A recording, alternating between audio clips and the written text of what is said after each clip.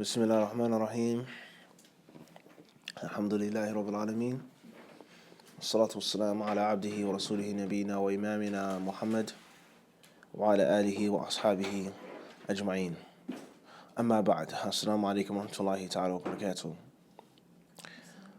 Our chosen subject of study is Al-Bayquniyyah, the Bayquni poem, if that's how you wish to translate the word manzuma. Manzuma is similar to a poem, but at the same time it's a bit different than other types of actual poetry in Arabic.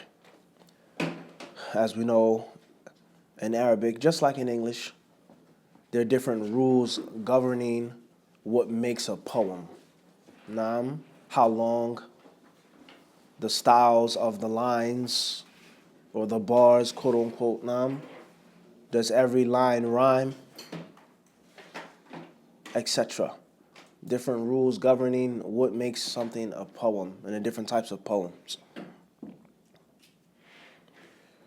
So therefore, before we get started with the matan, a few brief points that we want to discuss.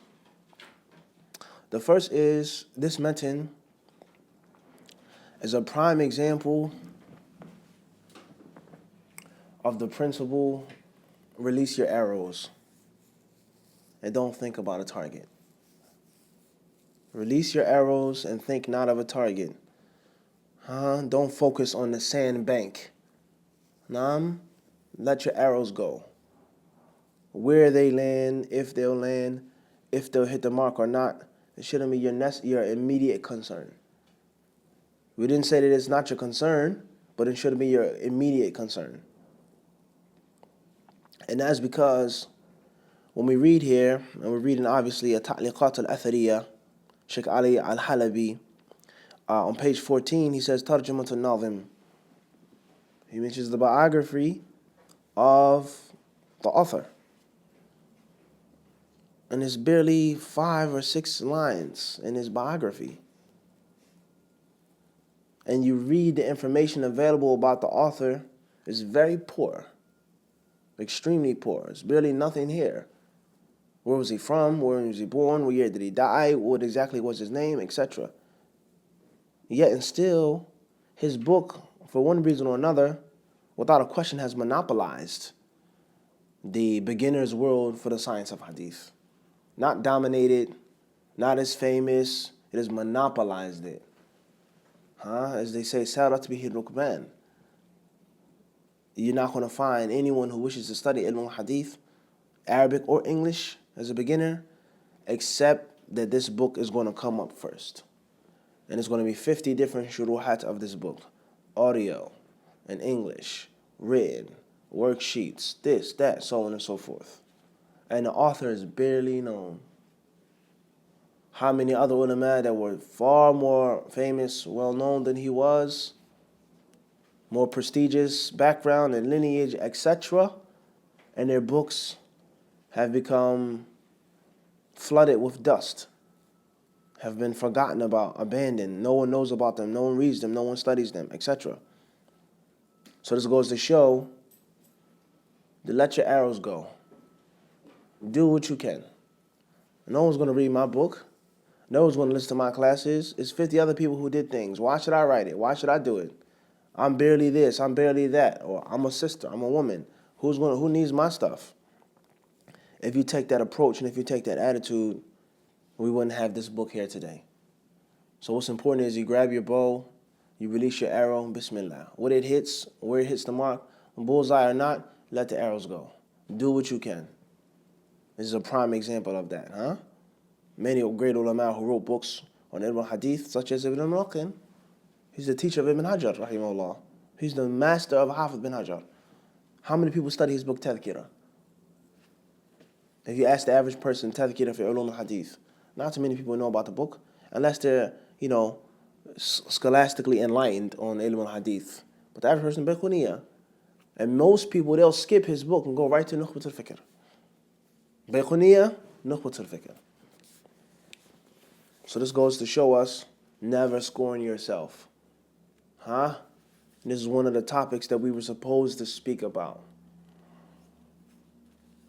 We're supposed to have a lecture on this from the book Ma'alim fi Tariq Talab al-Ilm of Sheikh Sadhan, about not scorning yourself and not giving up and not quitting. And he mentioned all types of amazing things in that chapter about life stories of people, Muslim and non-Muslim, about people that once wanted to give up and quit, but then they persisted and they continued and they became famous household names. You'll be shocked. The people that he mentions in the book of non-Muslims, kuffar. Khayran, inshallah. So that's the first point. He says, هو الشيخ طه ابن محمد ابن فتوح البيقوني محدث أصولي كان حيا قبل عام 1080 للهجرة 1669 للميلاد. له كتاب فتح القادر المغيث في علم الحديث وهو مخطوط في مكتبة طوبقو تركيا. قلت ذكر بعض علماء الحديث أن اسم الناظم رحمه الله تعالى هو عمر بن محمد، لكن الأستاذ كحالة جزم بأن اسمه طه، وشك في ذلك الأستاذ الزركلي فقال عمر أو طه والله تعالى أعلم. His name was Taha, the son of Muhammad, the son of Futuh Al-Bayquni. So his ascription is to Bayqun. What is that? What is Bayqun? Where is Bayqun? Is that a city, a town, a village? Is that a fruit or a vegetable? Some type of leather? Something that he was selling or making? What is that ascription towards? He said he was muhaddith and usuli, specialized in hadith and usul. And he was living before 1080 of the hijrah, which is equivalent to 1669 of the Viking calendar. And he has the book Fathul Qadir al-Mughith concerning hadith science, which is in its original manuscript form in Turkey, in Tubuqa. Excuse me. So it's a very interesting fact is that he was alive before 1080. What does that mean? Before 1080. Have you ever studied a book of any scholar in which they said he was alive before this date? Every book that you study, Usul al-Thalatha, this, that, it's always mentioned the date of the author's death. Naam? Always. Another very interesting fact or point is look how late he died. 1080. That's almost 200 years after Ibn Hajar, rahimahullah. Huh? This is late. It's a late death. And yet still his book, became the mainstay. The staple, The staple food of the country, they say, غالب قوت البلد, It became the rice or the barley, the dates of the country, The mainstay, the thing that you need to survive. The food that you give for Zakatul Fitr, The oats.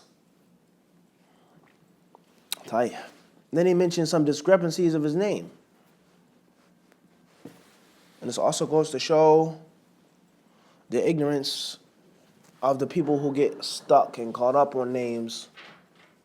They get stuck and caught up on names, and they'll reject a beneficial book because of the author's name.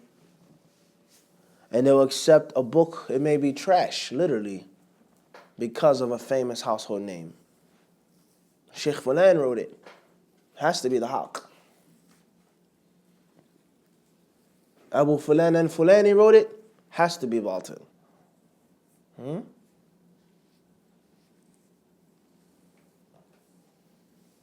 Also, the people who say we don't take our knowledge from unknown people.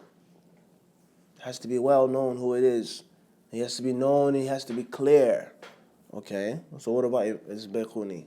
How much do you know about him? How clear? What was his aqidah?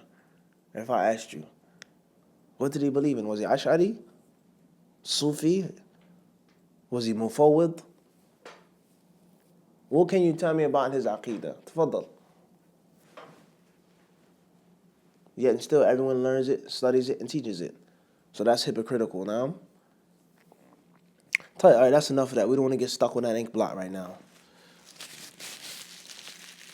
Then on page 15 in the PDF, 14 in the original book, the Katib, Sheikh Al-Halabi, he mentions the shuruhat of Bayquniyyah, which are several. He mentions over 15 explanations of the book just in Arabic.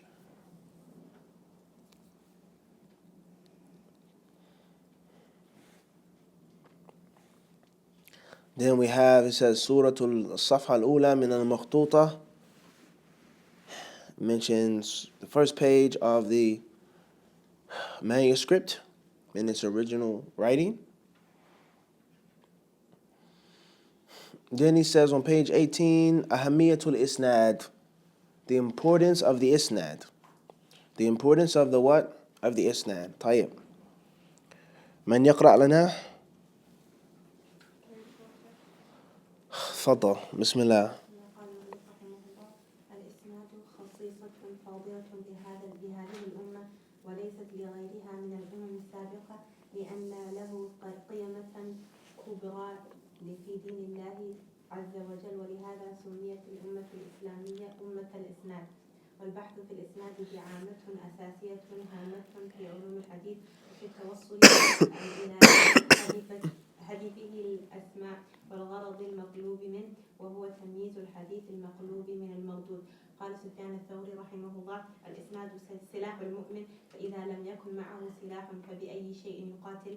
وقال عبد الله بن مبارك رحمه الله: الإسناد عندي من الدين لولا الإسناد لقال من شاء ما شاء. وقال ابن سيرين: كانوا في الزمن الأول لا يسألون عن الإسناد فلما وقعت الفتنة سألوا عن الإسناد لكي يأخذوا حديث أهل السنة ويدعوا حديث أهل البدعة.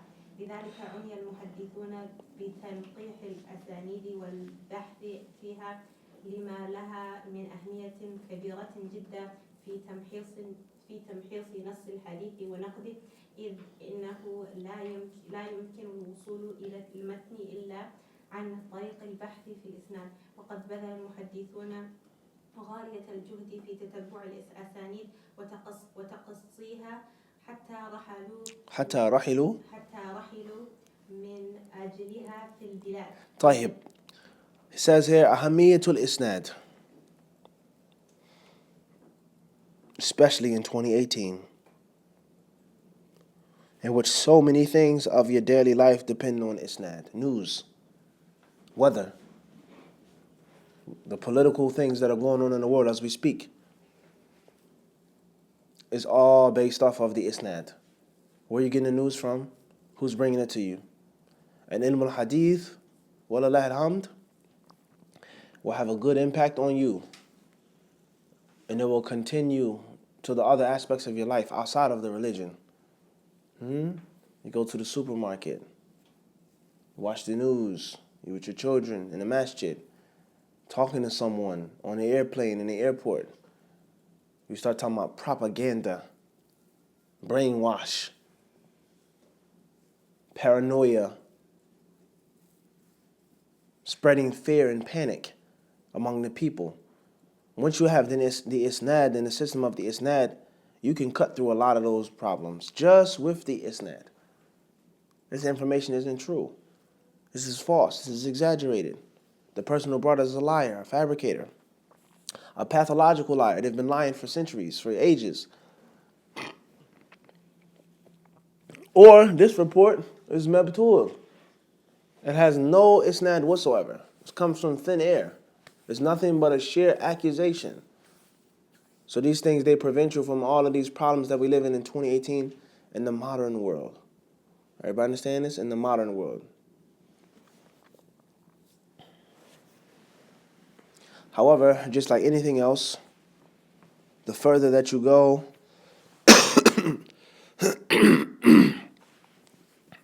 and the deeper that you go, it's not so easy to just turn it off when you want to. So be warned. When you start studying Ilm al-Hadith, be careful.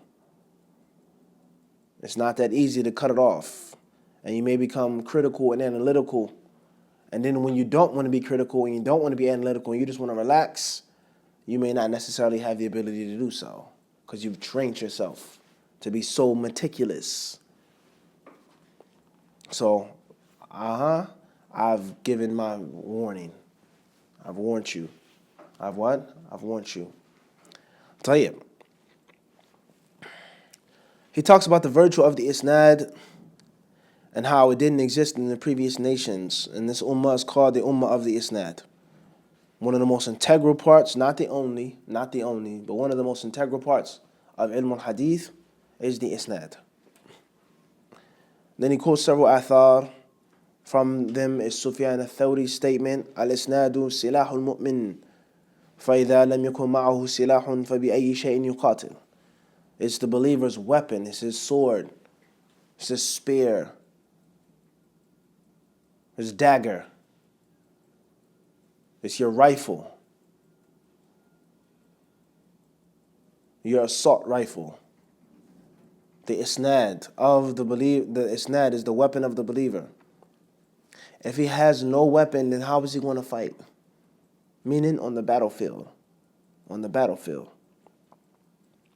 Abdullah al-Mubarak said, Indi, he says, to me, what I consider is that the Isnad is a religious act. It's min ad-din, it's a religious act. And if it wasn't for it, then anyone could say whatever he or she wanted to. Like we just said, they can just make up news and feed it to you. And then conversely, brainwash you and cause you to go right, cause you to go left, cause you to be happy, cause you to be panic-stricken, cause you to hate someone or to look down upon someone or love someone just because of what they're feeding you. وَلَوْلَا الْإِسْنَادُ لَقَالَ مَنْ شَاءَ مَا شَاءَ. They would just make up things in a religion. So the Isnad is a major means of protection for your deen. Where are you getting this information? You cannot come from thin air and tell me something. Not in Islam. Other religions, sure, tafaddal. The priest said, the rabbi said, Father, the Jesuits, okay, whatever you like. Not in Islam. Not in Islam. And the moment the Muslims become further and further away from this, they become closer to the kuffar. As we see today. And we suffer from the things that the kuffar have suffered from. And the greatest manifestation of this is the splitting of the Muslims. Tafarruq al-Muslimin. The splitting of the Muslims. Taib. Ibn Sirin rahimahullah said, in the original times, they didn't ask about the Isnad. Back in the day. Ibn Sirin from the Tabi'een, the ulama of the Tabi'een, the great hadith scholars of the Tabi'een. And he says, في الزمن الأول, in the original times, the old times, the good old days, they didn't ask about the Isnad, meaning all of the time. That's what's meant by this athar, all of the time. They weren't so strict and stringent about asking about the Isnad all of the time. It wasn't a requirement to take the hadith. But when the fitna happened, meaning the murder of Uthman radiallahu anhu, the assassination of Uthman ibn Affan, meaning when people start making up hadiths in order to submit or to support their views, whether it's political views, theological views, or a mixture of both, which is a common, widespread mistake that many people make. They say, this is not a religion, or don't talk about this, that's political. You go to a masjid and they say, please don't give any talk about any politics. Don't talk about anything political. When did politics become separate from Islam? Meta, when is this? When did the rulings of the imam, the follower, the leader, the subject, Islamic government, when is that not a part of the deen? Mata, when did that happen? Okay, so Islam is supposed to pertain to everything. The Jews said, لَقَدْ عَلَّمَكُمْ نَبِيُّكُمْ كُلَّ شَيْءٍ حَتَّى الْخِرَاءَ. Your prophet has taught you everything, even the manner of relieving yourselves, using the bathroom, but he didn't teach you about politics? So Islam is supposed to be a total system of life, except for politics. This is the world that we live in. For obvious reasons. And of course, there are issues that are totally void from Islam. Yes, and they're just political. No question. Or people have major political agendas and ulterior motives. No question, we're not denying that. But the point is, whether you like it or not, there are many times in which the deen and politics meet and merge. One may say, one could possibly say, one could say that that's the asl, that's the foundation, politics. Because all of these things you're trying to do of the religion and follow the religion and implement the religion cannot be done if there isn't a certain political atmosphere, such as the Meccan period versus the period of Medina. Zakat, riba, marriage, this, that, al-wala wal-bara, jihad, all of those things are only done when the Muslims live in a certain state. But one could possibly say that. That's enough of that for now.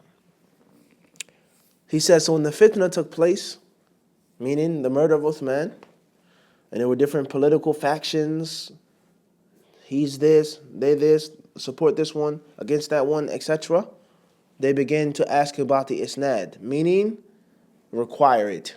Require the Isnad. No narration accepted unless you give us a what? An Isnad. لِكَيْ يَأْخُذُوا حَدِيثَ أَهْلِ السُّنَّةِ, in order for them to take the narrations of Ahlul Sunnah, meaning only take the narrations of Ahlul Sunnah. Those that had the correct stance and position with regards to the Sahaba, with regards to Iman, with regards to Kufr, with regards to the Khawarij, etc. وَيَدْعُوا حَدِيثَ أَهْلِ الْبِدَعِ, and avoid and leave off the hadith of the people of innovations from the Khawarij, the Qadariyah, the Nawasib, whatever faction there were or there was. The ruling of taking the narrations of Ahlul Bid'ah, is it permissible to narrate from a Mubtadi' or not, is not the topic of our discussion right now. And that's a major mistake and fallacy that so many people make today. And attributing things to the Salaf al-Salih that is scientifically inaccurate. This is not true. This is wrong. And the proof that it isn't true isn't what your sheikh says, or isn't what my sheikh says. The proof is in the pudding, as we say, is in the books. Let's read the books. Let's read the books of Rijal. Let's read the books of Tarajim. Let's read the books of the narrators of Hadith, and let's see. Let's open up Sahih Bukhari and Sahih Muslim. Let's open up Musnad Ahmad. Let's see what narrators are in these books are considered to be Qadari, Murji', Kana Yara Ra'i al-Khawarij. And then we'll see who's right and who's wrong. Nothing more. Moving forward, he then talks about the reason why the ulama of hadith gave such a great amount of importance to the isnad, and how they traveled to such a vast countries and lands for the purpose of figuring out the asanid. طيب. وقد قال الإمام النووي رحمه الله في الإرشاد. قد قال الإمام النووي رحمه الله في الإرشاد: علم الحديث علم شريف يناسب مكارم الأخلاق ومحاسن الشيم، وهو من علوم الآخرة لا من علوم الدنيا، ومن حرمه فقد حرم خيرا عظيما، ومن رزقه فقد نال فضلا جزيلا. النووي رحمه الله says in his book إرشاد طلاب الحقائق, ilm hadith, ilm sharif, said it's an honorable discipline, a noble art, which goes hand in hand with good character. Goes hand in hand with good character. So if someone is studying hadith and they have bad character, something's wrong. Extremely. There's no discussion, there's nothing needed to investigate, there's no other place that you have to go if your followers are known for having poor akhlaq. Not one isolated situation, one person, one reckless, ignorant person, but it's known your followers all have this nasty character. Something isn't right from the get-go. وَمَحَاسِنَ الشِّيَمِ, and it goes against the chivalrous things, the practices of honor, the good thing to do. A scholar of hadith is supposed to be a gentleman. Supposed to be clean and neat and brave, respectful, courteous, cordial. strong, etc. And this ilm is from the major sciences of the hereafter, not of this life. Meaning the true benefit is going to be reaped in the hereafter. Not meaning that there's no benefit that can be reaped in this dunya. And those who don't get anything from it, no doubt they've missed out a great deal. And those who do get it, then they are very fortunate people. They're very fortunate. وَرَحِمَ اللَّهُ مَنْ قَالَ دين النبي محمد أخبار نعم المطية للفتى آثار لا ترغبن عن الحديث وأهله فالرأي ليل والحديث نهار ولربما غلط الفتى سبل الهدى والشمس بازغة لها أنوار. Says دين النبي محمد أخبار نعم المطية للفتى آثار. Muhammad's deen, the Prophet of Islam, is composed of akhbar, narrations. نعم المطية للفتى آثار. What an excellent gift the young man can receive to be fed athar at a young age. لا ترغبن عن الحديث وأهله فالرأي ليل والحديث نهار.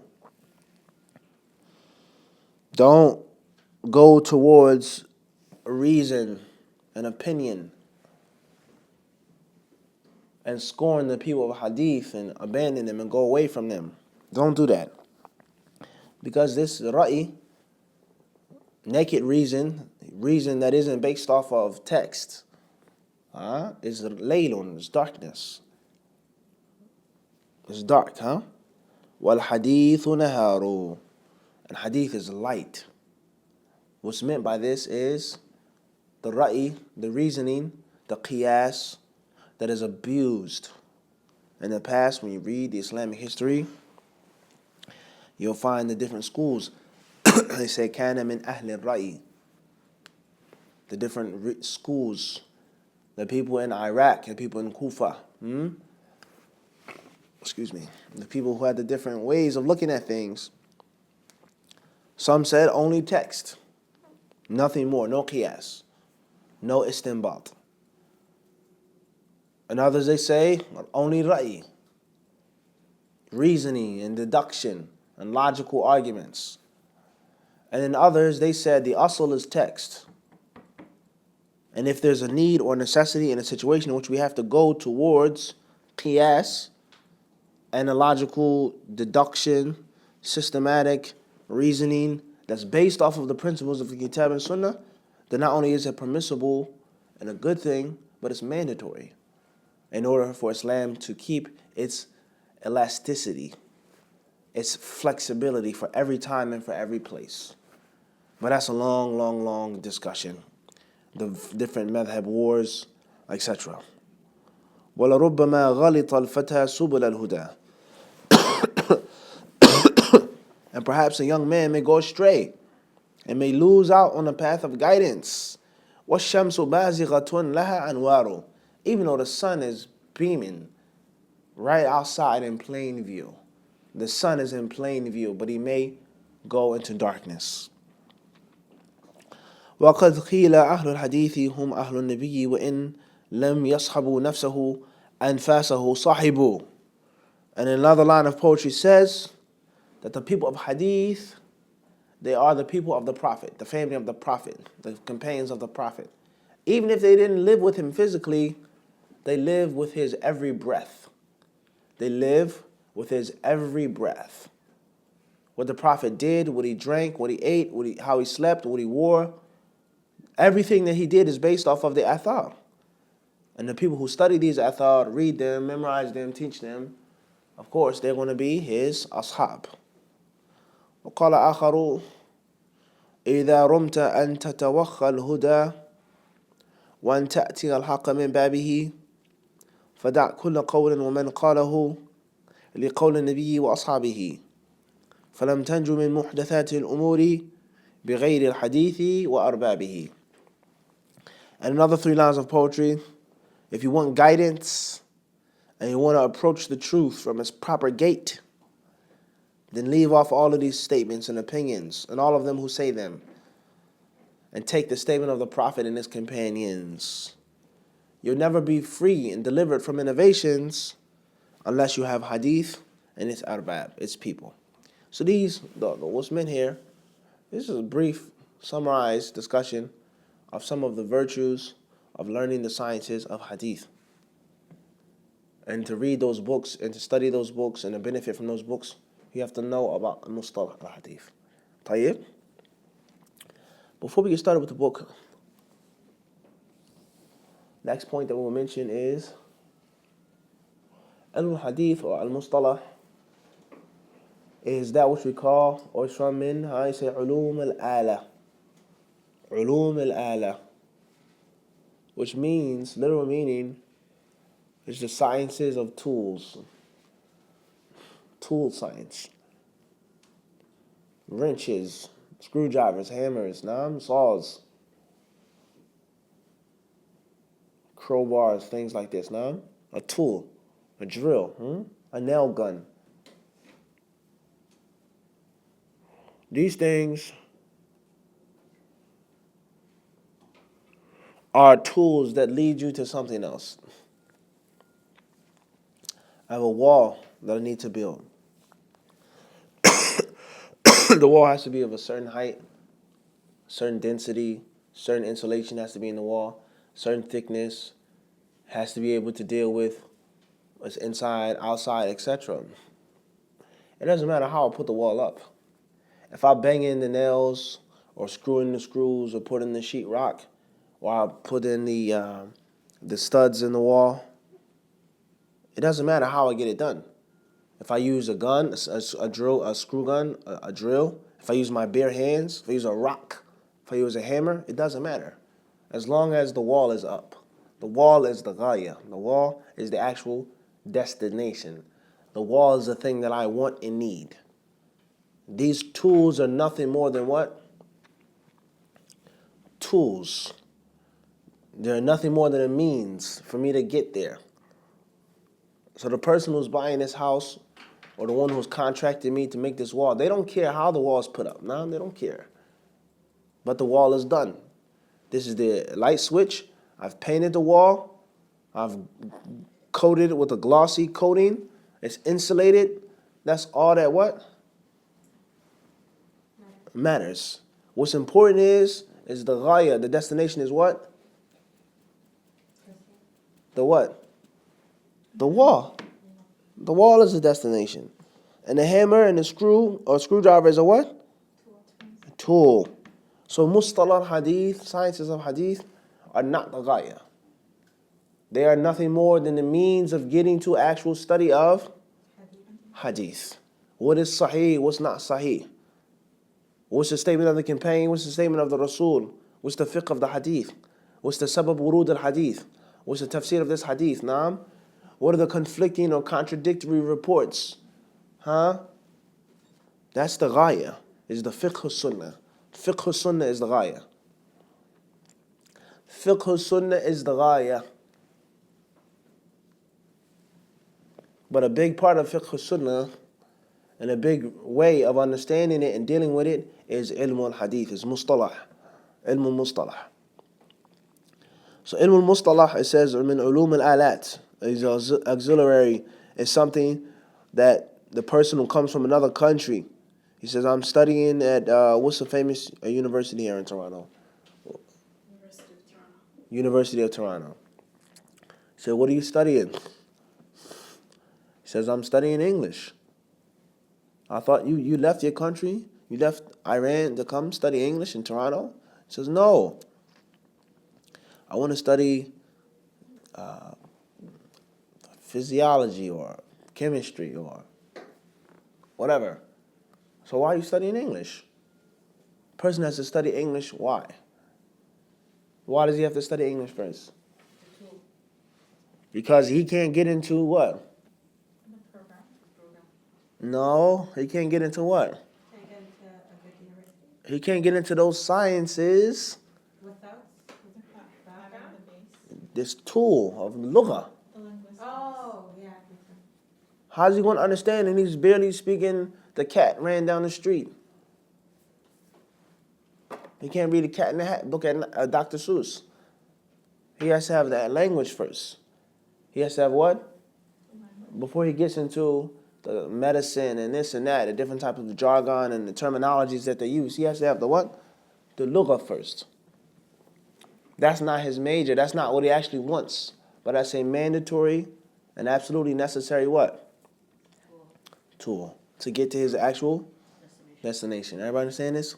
So the ilm al-hadith is one of those things. Also, usul al-fiqh.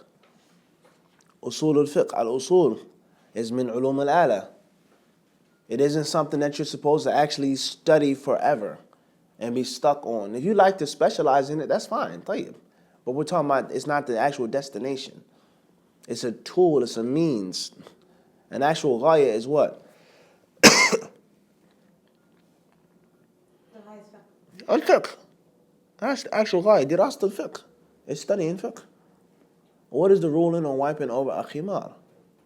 Is it permissible or impermissible? If you have the ability to learn that, that's a good step. And then you actually learn why. You learn the dalil. You learn other ulama. You study comparative. Whatever the case is. How did you get to that ruling? How did you get to that point? Everybody understand this? Somebody can know fiqh without have studied usul. They can't be mujtahid, but they can know fiqh. He's memorized this book. He studied these Shafi'i texts. And he says, is it permissible to wipe over khimar? He says, no. Mathalan. That's it. That's all he needs to know. That's fiqh. What's the dalil? He says, I don't know. But I know that the book says that you can't wipe over khimar. Mathalan. But the ghaya is fiqh, is knowing the rulings. And the wasila, the means is what? Usul al-fiqh. Or tafsir. The ghaya is to read and to study what? Ibn Kathir, Tabari, Qurtubi, that's the ghaya. And the usul al-tafsir, Madani, Makki, Asbab Nuzul, the madaris of tafsir, the tulab of Ibn Abbas, the tulab of Anas, the tulab of Abdullah Mas'ud, Nasikh, Mansukh, Ulum al-Quran, etc. Those are all things which are what? Those are what? Tools. Alat. An-Nahu and Sarf, they're all what? Alat. Everybody clear on this? It's very important to understand this and forming your career as a student of knowledge.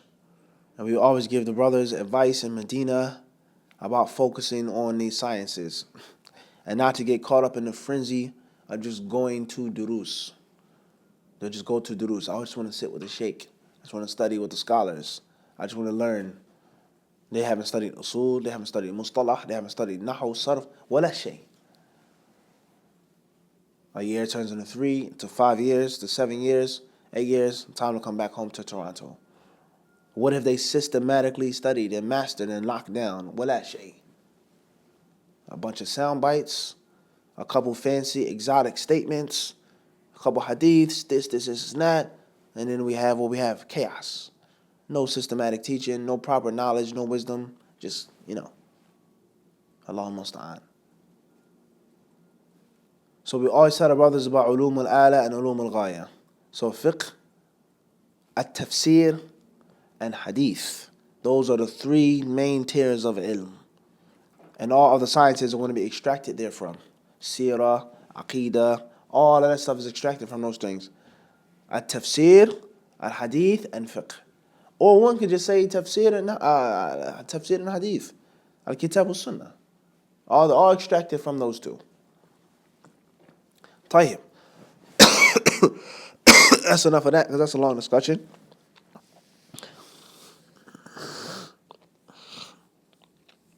Last but not least, the purpose of a matan. A matan is only made to be a stepping stone. That's it. That's the purpose of a matan.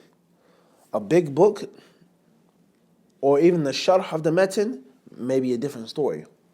But a matan is meant to be a stepping stone. It's meant to prepare you for that which is bigger and larger. It's meant to be a means of refreshing you. You read it, you keep going over it as a main quick, type of thing. It isn't meant for you to stay there and sit there. It's meant as a stepping stone to prepare you for that which is bigger, that which is more extensive. That's the initial purpose of a metin. Obviously, there are certain mutun which are so good that you got to keep reading them and going back to them. They never get old, they never get tired. But the original purpose of the metin is a what? Tamheed, stepping stone. Everybody understand this? And the same applies to Al-Bayquniyyah. So as you'll see, our introduction to Bayquniyyah, the different introductions that we mentioned, it may take longer than the actual sharh. We may give more time to the intro than the actual sharh. Because the sharh is meant to be simple, easy, basic. 1, 2, 3, done, khalas. It's not meant for us to get into deep scholastic debates. And what the ulama say about this ta'rif, what did Ibn al-Jawzi say about Hadith Hasan, Ibn Kathir, Al-Dhahabi? That's not the purpose of Bayquniyyah. And there are many books that are like that, and many lectures that are like that, and we humbly believe that that's a mistake, a capital mistake. To make a sharh of Bayquniyyah based off of a nukat of Hafiz bin Hajar or Fath al-Mughith. If you're getting into those different 6 and 7 views, and this one, قال al-Biqa'i wa fulan wa fulan wa fulan, I don't think you should be studying Bayquniyyah. I think you should be reading those bigger, long, extensive arguments of ilm al-hadith. You have a serious problem if you take English for beginners, ABC English, and then you explain it and you expound upon it with Shakespeare. Doesn't make any sense. Like we said, the cat in the hat, right? You take Dr. Seuss' book and you give it a thick explanation of collegiate syntax. Something is what? Seriously wrong. Everybody say something what? Seriously wrong. That's not the purpose of this beginner's book. The cat ran down the street. Everybody saying this? This is a reality. And when you think about it like this, it makes it seem even more silly. If you think about it like this. And in many books like this, you'll find 50 parts on Bayquniyyah, 50 lectures, 50 parts on the sharh.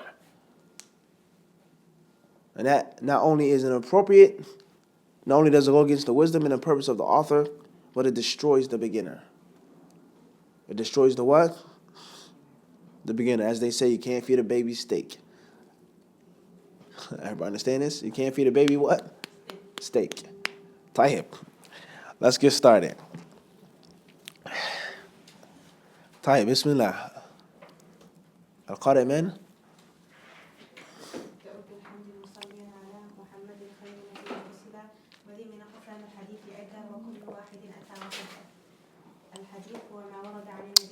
لا المنظومة فقط.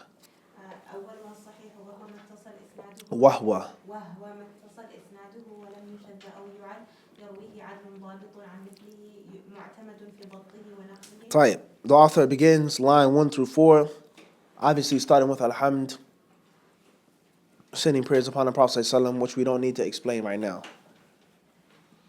And he tells you the purpose of his poem, which is to give you the specimen, the naw', the type of hadith science, and its definition. Tayyib, what type of hadith this is, or what type of branch or specimen this is, and it's what? Its definition. Clear. You have to understand something, that a manzuma is oftentimes, it's easier to study and to memorize, and that's because of the miraculous phenomena of the human being's love for rhymes. Humans love rhyming. They love rhythmic things. Humans love poetry. Humans love singing and music. The concept of people like it. It's something nice to hear when someone is rhyming. Something saying something in a melodic tone or way. Everybody understand this? This is something that's very deep. People, you can give a lecture, people get bored and tired. You say it in poetry, they won't get bored and tired. Or like a story. People love to hear stories. They love to hear stories.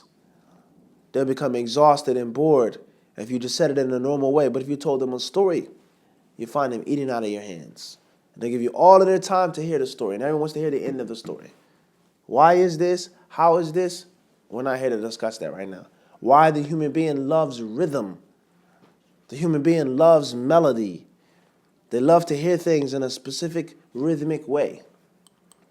Everybody understand this? So from one aspect, studying the mandhuma is easier. But from another aspect, studying the mandhuma is more difficult and it's harder. And that's because before you even get into the sharh, you have to get into breaking down of the lugha. Because him writing a poem, he has to break it down and put it back together in different ways. So it says line 3, أولها الصحيح وهو متصل إسناده وقف. Stop there. يرويه عدل ضابط عن مثله معتمد في ضبطه ونقله ولم يشذ أو يعل. Shudud and illa is supposed to come what? Later on. And not before adala and dabt. Adala and dabt. Repetitive. ضابط عن مثله يكفي. معتمد في ضبطه ونقله. خلاص. What's the point of saying معتمد? He's عادل ضابط. خلاص يكفي. But it's what? It's poetry. It's poetry. So it has to be put into a certain what? Certain way, certain style, certain rhythm. Everybody understand this? So oftentimes you have to break down the lugha of it and how it's worded and how it's put together. And sometimes that can be more time consuming or more difficult.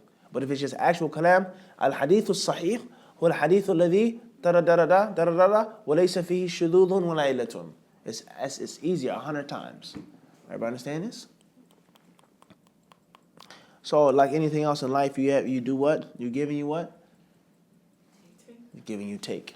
Everybody understand this? The best way is to study both. Is to what? Both manzuma and also manthur, nathar. Khairan inshallah. So the first type of ilm al-hadith, or the first type is that which is called al-hadith al-sahih. The reason why he brought it hadith sahih first, because that is the most noble of the types of hadith and the most important. And the hadith sahih is the hadith has the following requirements or prerequisites. Number 1, وَهُوَ مَتَّصَلَ إِسْنَادُهُ. Its chain has to have ittisal. It has to have what? Ittisal.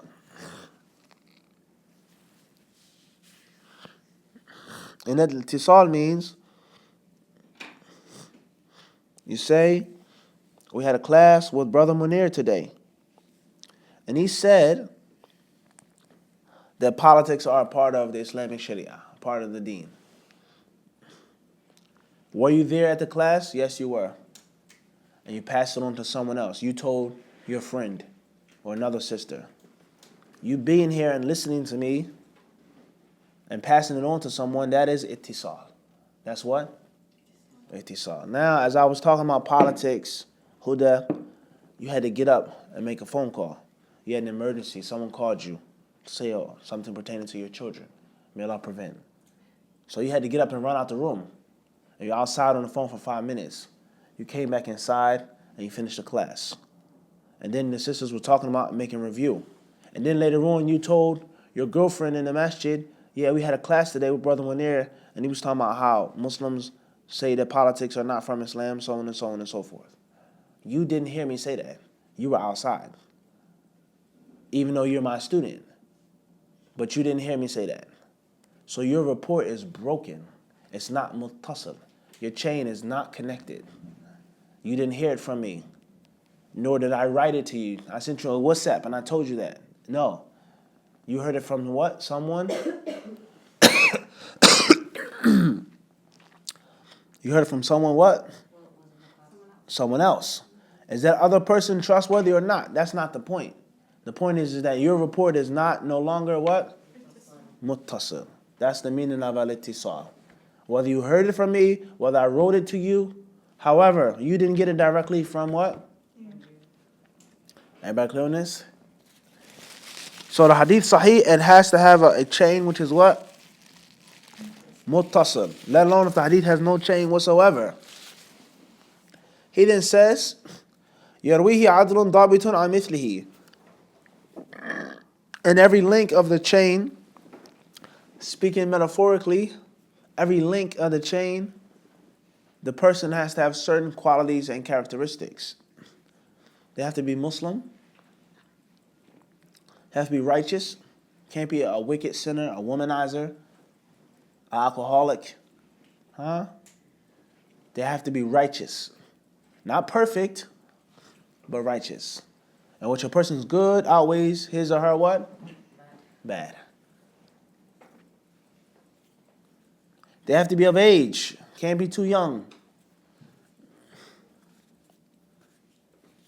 They got to be pious and righteous upon the deen, good akhlaq. And they have to be dhabit. They got to be someone who's precise, not someone who's scholastically sloppy, all over the place. They got to be someone who has a good memory, someone who has a strong attention span. I'm bored. Oh, when is this class going to be over? It keeps talking. Start twiddling your finger, playing with your phone. Yeah, right, sure, blah, blah, blah, blah, blah.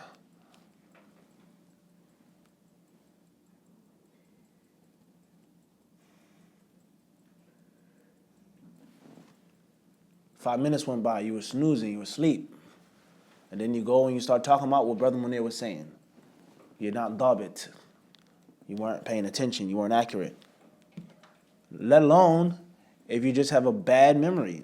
What did Brother Munir say about politics? He said politics is everything in Islam. Everything is based off of politics. Or no politics in Islam.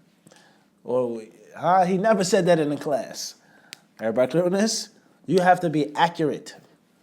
And if you're not blessed with a strong memory, like many of us aren't, then alhamdulillah, there's nothing wrong with you writing things down. But you writing things down is no different than memorizing it. You have to be able to accurately what? Write down. People make mistakes when they take what? Take notes. And that shows you the fallacy of the Western Orientalists who say that because the hadiths weren't written down, they were written down 250 years afterwards, so they're all false. Okay, so based off of this philosophy, anything that's on paper is automatically what? True. And if something's memorized by heart, then it's automatically what? False. What type of intellect is this? How many things are on paper which are absolute what? Lies. Everybody understand this? Just because you write something down don't mean it's accurate. People take notes mistakenly. They write things, or they write so fast, such a hurried manner, they get home and sloppy, it's messed up. They can't read their notes. And then they recopy them, they pass them on, and it's inaccurate. So you have to have the ability, you have to have the skill of taking down what? Notes. You have to learn how to write down notes. Or you take down notes successfully, then you go home and you take your notebook and you put it on the sofa. And then your daughter comes, or your son comes, and he picks up your notebook, and he rips out a page, or starts scribbling in your notebook with a crayon or a marker. Or let's say, for example, your mother comes, this is an example, who doesn't like you studying. She doesn't like you wearing hijab. She doesn't like you being an extremist. What is this? She starts messing your stuff up, ripping your stuff out. Then what? So you have to protect your notebook as what?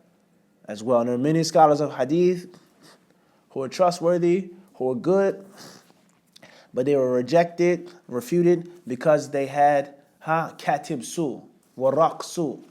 They had scribes, they had people who wrote things down that were evil, that would fabricate and make things up. And the person was so heedless. Oh yeah, right, this is what he said in the class. That's right. Politics, everything in Islam is based off politics. Yeah, that's what he said. So having dabt, having precision and accuracy is based off of the heart and also based off of the what?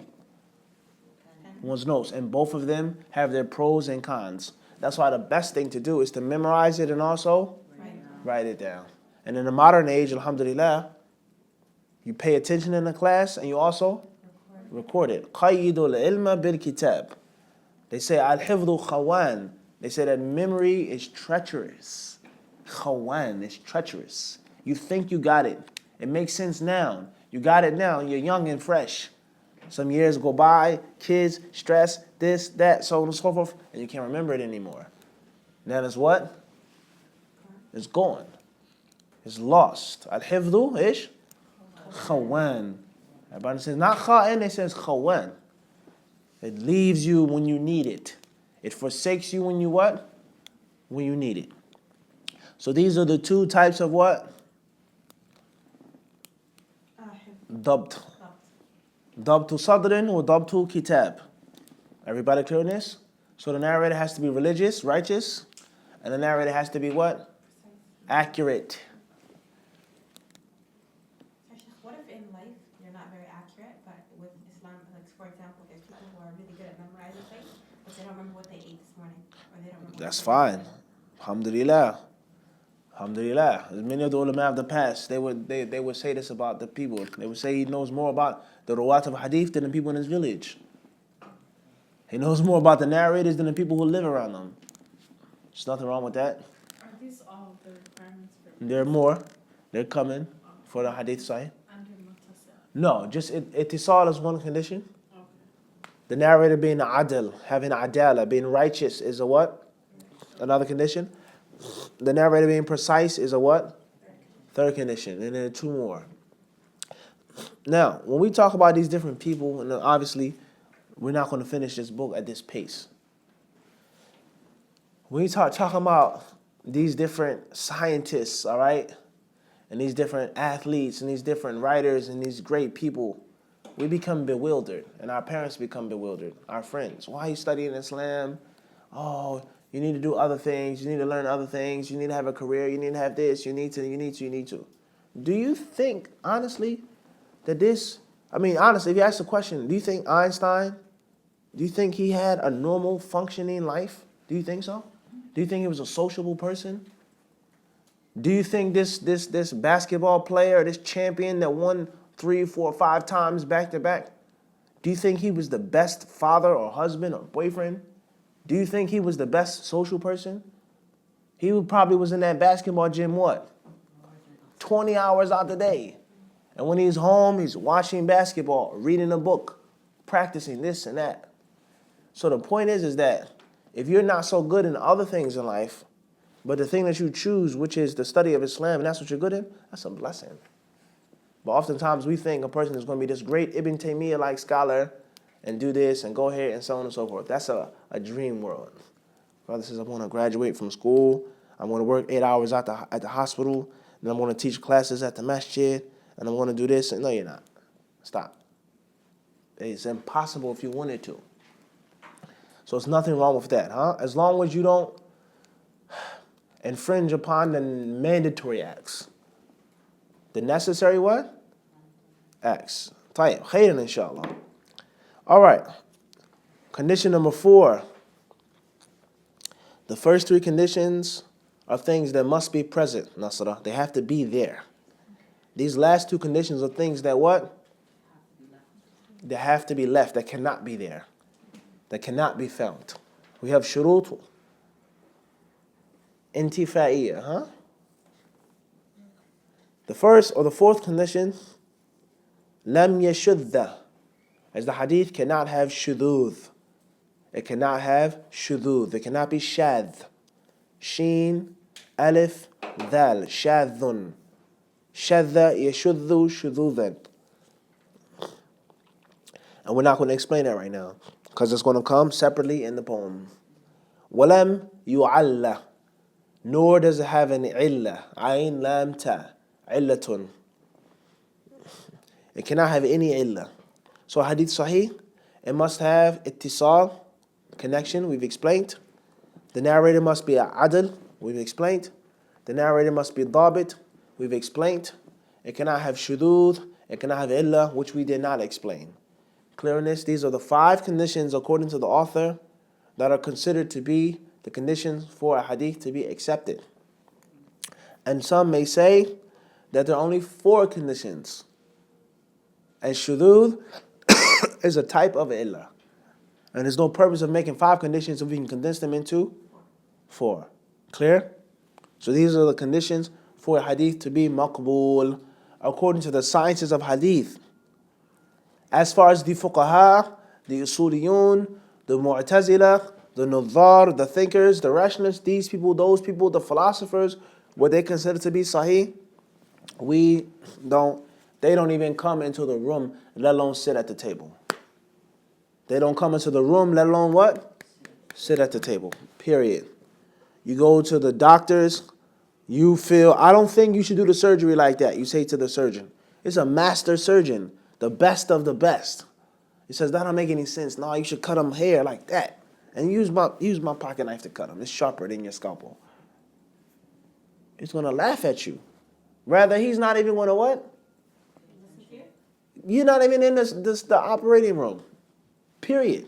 Security, please take this lunatic away from me. Immediately. Before someone gets what? Hurt. You can't even discuss surgery with this man. What you consider the proper way of making surgery. Because it isn't your what? Field. It's not your field. This may be the best mechanic there is. The best chef there is. The best poet there is. The best dancer there is. But it isn't what? Heart surgery. It's not your what? It's not your field. And the exact opposite. If the surgeon is driving down the street in his car, he gets a flat tire, he goes crazy. Picks up his phone, roadside assistance. I'm stuck on the side of the road. My car won't start up. He can't change a what? Tire. He may not be able to fry an egg. Literally. Because it's not his what? It's not his field. So what they consider to be hadith sahih, it makes sense, so it's authentic. It makes sense, so the Prophet automatically said it. Abadan. And vice versa, wisdom is also applied on the other side, is that if there's hadith that fails to fulfill these conditions, then it's da'if. Even if the hadith, what? Sounds good. It makes sense. This is a beautiful hadith. The hadith says, that Allah says, when my righteous slave calls upon me, then don't give him what he asked me for, he says to the angels, because I love to hear his voice. Is that hadith weak? It's much more than weak. And when my wicked slave calls upon me, then give him what he wants, because I hate to hear his voice. It's beautiful hadith. Doesn't mean that it's what? Abadan. It's fabricated. Everybody understand this? And the fabricators of hadith, oftentimes they were smart people. They were clever. They knew that the people like to hear these types of novelties. Oh, that's beautiful. That's heartwarming. Here, give him some shillings. Give him some gold coins. So they would make up these beautiful, wonderful, romantic hadiths like this. So we're dealing with something which is scientific. As we said about the passing student, no matter how smart you are, if you don't come on time to take the test, you are now what? Failed. If you didn't answer the questions properly, you have now what? No matter how smart you, and no matter how lack or unsmart, if that's a word, you are. But you passed the answer. Let's say people say luckily. Person, he threw a say, you say what? A lucky shot. He answered all the questions. He just took a guess. All right, whatever. And he got 100. He has done what? He's passed the exam. Scientifically. Everybody clear on this or not? You'd be shocked. That's a whole different field of discussion when it comes to fabricated hadiths, weak hadiths that are very popular, and many of them have sweet meanings. Khairah, inshallah. So those are the conditions for hadith sahih. Moving forward. Question. Why would someone do that when essentially you were buying a ticket to hell? And you didn't, I understand maybe a political faction that you're being a munafiq, you're trying to get some support just to make a nice hadith when they're already authentic, nice hadiths. Why would you do that? Well, I mean, certain people, the only thing that concerns them is the dirham or the dinar, money. Others, they may have had weak, false interpretations. We're not lying on the Prophet. We are trying to do what? Help the Prophet. Hadith says, Man kadhaba alayya, man taqawwala alayya, ma lam aqulhu liyudilla an-nasa. For the people to be led astray. فَلْيَتَبَوَّأْ مَقْعَدَهُ مِنَ النَّارِ. Let him take his seat in the fire of hell. So the hadith clearly says, he who lies on me to mislead people. So if I'm not misleading anybody, then I'm fine. what's the problem? That narration or that version of the narration is not sahih. And even if it was sahih, then that is not permission to do that. Rather, that is not lam al-ta'lil. That's called lam al-sayrura. Lam al-sayrura. Don't write down anything. If you ain't have it, then you don't deserve it. Lam al-sayrura. And which he who lies upon me, and which will end in the people being astray, should take his seat in the fire of hell. That's not saying it's a difference. If you lie on me, not to mislead people. Al-Muhim, this field of fabrication and fabricators is a separate study of hadith science. It's a what? A separate study of hadith science. That's a subgenre in itself. A subgenre, and which is good to get a basic understanding of. Khairan, inshallah. And it's something which perhaps it will be fuel for you to learn more and to study more things in Arabic in a proper way, because it's very interesting when you start learning about the different hadiths you were taught when you were younger, or the hadiths that were in the masjid or hung up on the wall, your grandmother would say, or I heard this imam on YouTube, I heard this famous speaker, he just quoted the hadith, it's clearly batil. Khairan, inshallah ta'ala. Let's move forward.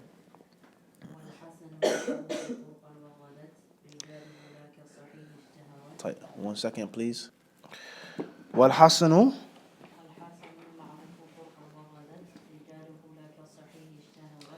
Line number 5 says والحسن المعروف طرقا وغدت رجاله لا كالصحيح اشتهرت. The hadith, which is called Hasan, linguistically meaning fair or handsome, is a hadith which is sahih. It's just like hadith sahih, with only one discrepancy, one difference, and that is its narrators don't have the highest level of accuracy. It is in grade A. It's good stuff. It's quality, but it just isn't what? Grade A. Everybody understand this? It just isn't what? Grade A. This car here is a good car. It's a strong car. It's quality, but it isn't luxury. And even among luxury cars, there are levels. There are what? There are levels, And there's certain cars that have certain characteristics. But it doesn't mean it's a bad car, it has a bad exhaust, it has bad, no. The necessary requirements that are found in a luxury car are found in the economy car. Everybody clear on this? That are found in a what? They're found, but it just is a higher grade. A higher what? Higher grade. So, Hadith Hasan has ittisal.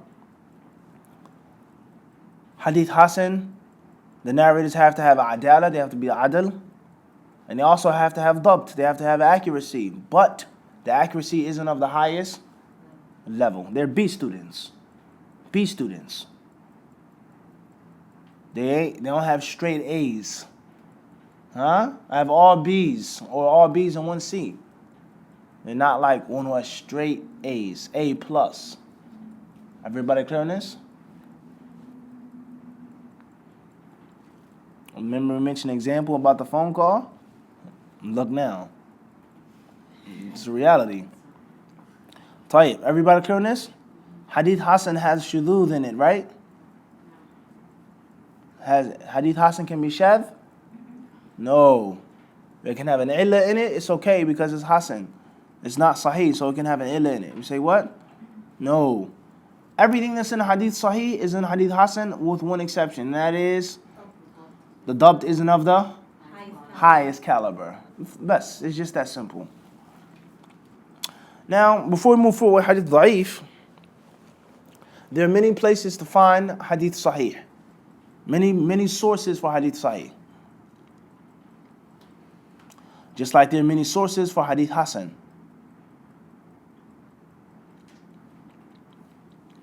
And the benefit of knowing the levels of Hasan and Sahih is when there is some type of conflict, etc. طيب, خير inshallah. Moving forward.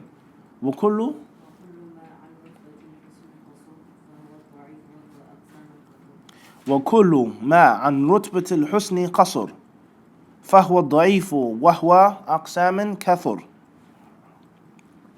Anything that doesn't reach the level of Hasan is automatically da'if. Common sense here. If it isn't Hasan, then obviously it's not going to be Sahih. So there's no need. It's of the lowest level. If a person gets a C, if they don't reach B, then of course they're not going to get an A, let alone A plus. So hadith da'if, the definition is the hadith that has a bad meaning, the hadith that's mentioned by Ahlul Bid'ah, the hadith was mentioned by these group of people. No. Hadith da'if is the hadith that doesn't reach the level of Hasan. Period. Just that simple. Hadith that doesn't reach the level of Hasan. Period. Done. Everybody clear on this? Regardless of its meaning, there's certain hadith da'if which has a bad meaning. No question. It's foul. It's munkar. It's rejected. The Prophet never said this. The Prophet never did this. That's unacceptable. And there's certain hadith which are da'ifa, which the meaning isn't what? Isn't rejected. And obviously that's a level of study in itself, in which we have the concept of it being weak as far as the scientific issue, but it being accepted and implemented and taken with regards to the metin. But we can't get into that right now. Everybody clear on this or not? وَهُوَ أَقْسَامٍ كَثُرٍ. There are many types of hadith which are da'if. Many types. And the types of these hadith da'if are based off of the reasons behind them being weak. There are hadith da'ifa because shudud. Because a breakage in the chain. Because an illah. Because the narrators aren't trustworthy. Don't have strong memory. The narrators are too young. Whatever the case. Everybody clear on this? And there are levels of hadith da'if, in which some are extremely weak, and some are slightly weak. Some can be used and mentioned, others are not to be used and not to be mentioned. Moving forward.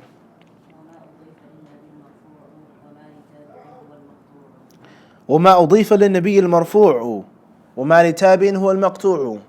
Whenever the Prophet ﷺ is quoted, this is what the Prophet said. This is what the Prophet did. This is what the Prophet ﷺ allowed. This is what the Prophet looked like. The narration is called marfu'. Marfu'. A technical term is called marfu'. It's marfu'.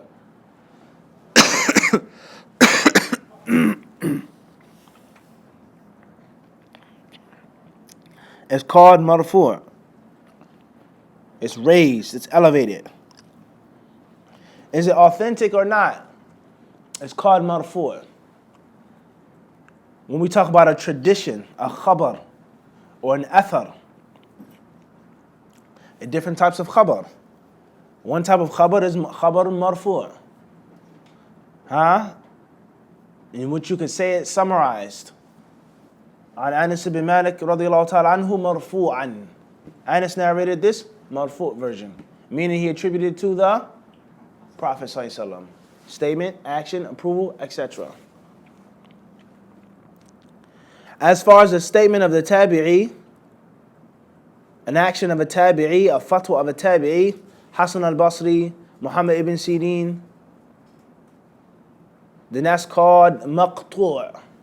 Maqtu', which means cut off or severed.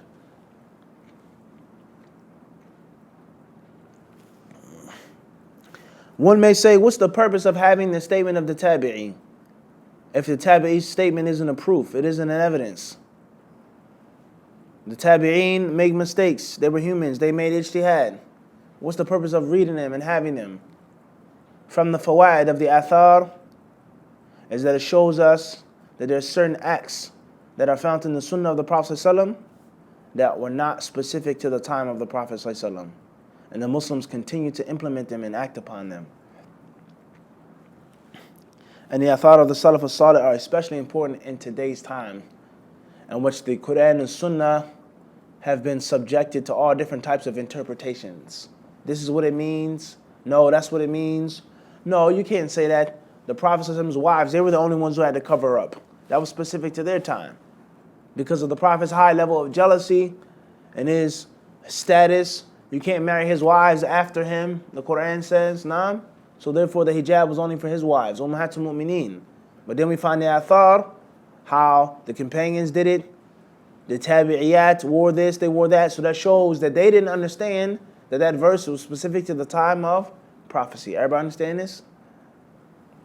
Also, in light of the different madhab fanatics.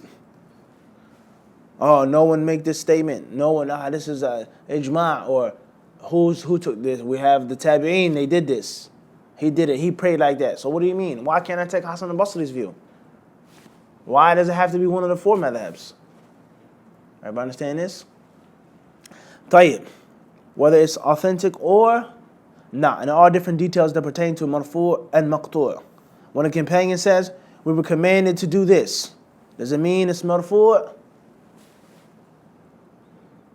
Tayyib, moving forward.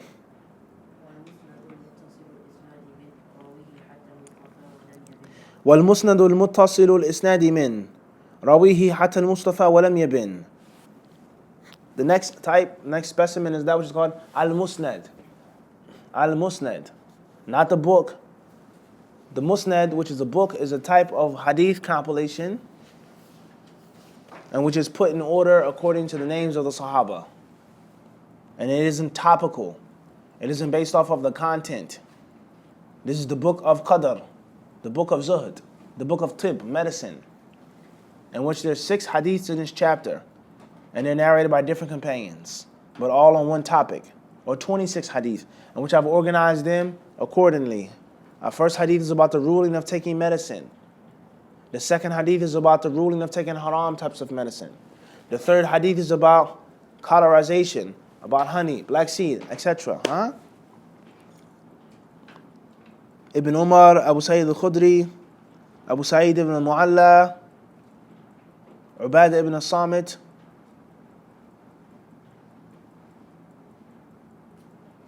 Sa'd ibn Abi Waqqas, etc. No, the Musnad is all of the hadiths of Sa'd ibn Abi Waqqas in one place. All the hadiths that I chose to collect, that I heard from my teachers, and I put them in one place. There are 23 hadiths in this chapter, the hadiths on different topics. The first hadith is about divorce. The second hadith is about inheritance. Third hadith is about eating with the left hand. Fourth hadith is about the Dajjal. Sixth hadith is about the adhkar when you wake up, etc. That's a musnad, as we've explained before. As we've what? Explained before. A sunan is organized how? Category. Kitab al-Tahara. A sahih is organized how? Category.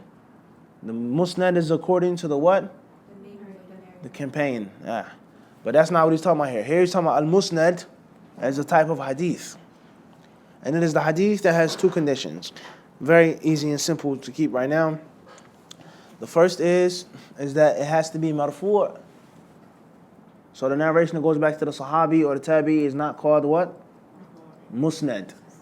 And number 2, it has to have a chain which is apparently connected. Which is outwardly and apparently what? Connected. It can't have a clear breach or break in it. Even if there is a subtle breach and a subtle break. Tayyib. This is called Hadith al-Musnad. And there's more explanation on this that we don't have the time to get into right now. Line 9.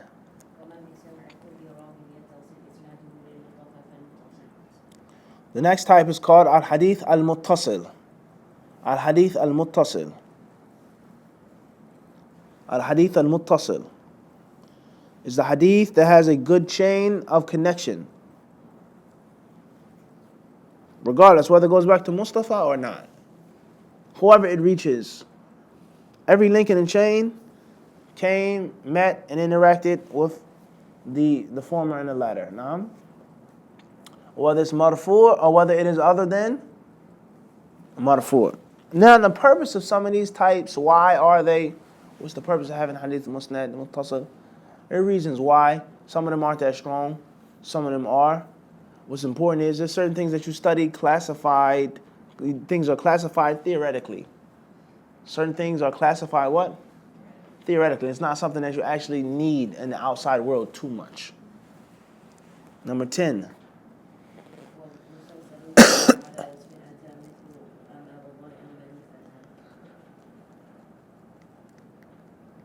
كذاك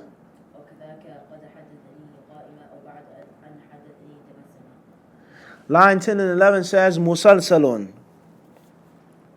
قل ما على وصف أتى مثل أما والله أنباني الفتى كذاك قد حدثنيه قائما أو بعد أن حدثني تبسما. Hadith musalsal, this is the new type, that's the new specimen. It's called al-hadith al-musalsal, which basically is a novelty, a rarity. It's a treat.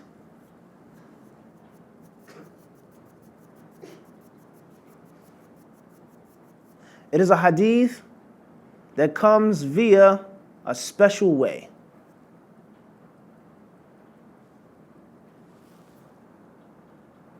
I narrate to you, I said, indeed I love you for Allah's sake. So, such and such and such and such. And then you narrate it to your student. And you tell your student, indeed I love you for Allah's sake. And this is what I heard from my teacher. And you pass it down. And the sheikh to the student, blah, blah, blah. Everyone says, I love you for what? Allah's sake. Or everyone, they narrate something and then they smile. Or they stand up. Or they sit down. Or they offer me some tea. It's a special way in which a person narrates a hadith. It's a special what? Way in which a person narrates a what? Look at it like this to make it easy and simple. Think about your grandfather or your grandmother. Your grandmother, you get married and she says, come here. And she opens up a small jewelry box. And you say, you see this ring? Now it's yours. When I got married, my mother, what? Gave it to me. And it's passed down, an heirloom or whatever. Everybody understand this? Or a father, he tells his son, he grabs his son by the shoulder and says, son, I'm going to tell you like my what? My father told me. So and so and so forth. And something falls into the mind of that young man. He never forgets that. And then he does the same with his son. And then it's passed down. Everybody clear on this? And then it's what? Passed down. Everybody got this? Make sense now? That's easier like this? The mother, she says, this is what my mother told me on my wedding night. This is what my mother told me when I was pregnant. She gave me this rocking chair. She gave me this kether. Everybody understand this or not? Now I'm passing on a tradition to what? To you, there's a homemade rattle that comes from back home, the motherland. I'm making it for you. You pass it down to your children. Everybody clear on this? The narration has a deeper what? Meaning. It's much more than your mother just giving you the ring. Everybody clear on this or not? It has a special value, and it's something which most cases you're not going to forget. It's hadith musalsal. So the sheikh smiled when he told me. He stood up when he told me. He laughed when he told me. He said, I love you for Allah's sake when he told me, etc. Hadith musalsal. Everybody clear on this or not? And obviously a hadith like this, oftentimes is going to be weak. Not all the time, not necessarily, but oftentimes, because people, they're going to be looking for what? Something spicy, something exotic, something fancy. They want something that's not boring. Like the people today, people don't want to hear the basic class, dawah, Sahih Bukhari. It's boring. We want something fun and exciting. Everybody clear on this? Unfortunately. And that's a good thing to have every now and then, a little bit of spice, a little bit of hot sauce. But when you put too much, and you always look for some type of spell-binding, dawah talk, that is an immediate crack, which allows what to creep in? Heartburn, jahl, ignorance. So we're no longer looking for this person with these qualifications. Now, anyone that sounds good, he's famous. Look how many followers he has. This, and that. He creeps in to entertain the people. And then another, and then the third. And the next thing you know, you said it got too much. You got heartburn now. Everybody understand this or not? Or stomach ulcer. Everybody clear on this? So it creeps in. The people, they want so much fancy things, and then they lose out on their hardcore values of salt and pepper. Everybody understand this or not? So this is what happened to hadith musalsala. But there are hadiths which are authentic, which are hadith musalsala. Everybody clear on this or not? Khairan inshallah. Tayyib. Number 12. طيب. عزيز مروي اثنين أو ثلاثة. مشهور مروي فوق ما ثلاثة. Now we have the next note is called Al-Hadith Al-Aziz. Al-Hadith Al-Aziz. Al-Hadith Al-Aziz. Al-Hadith Al-Aziz.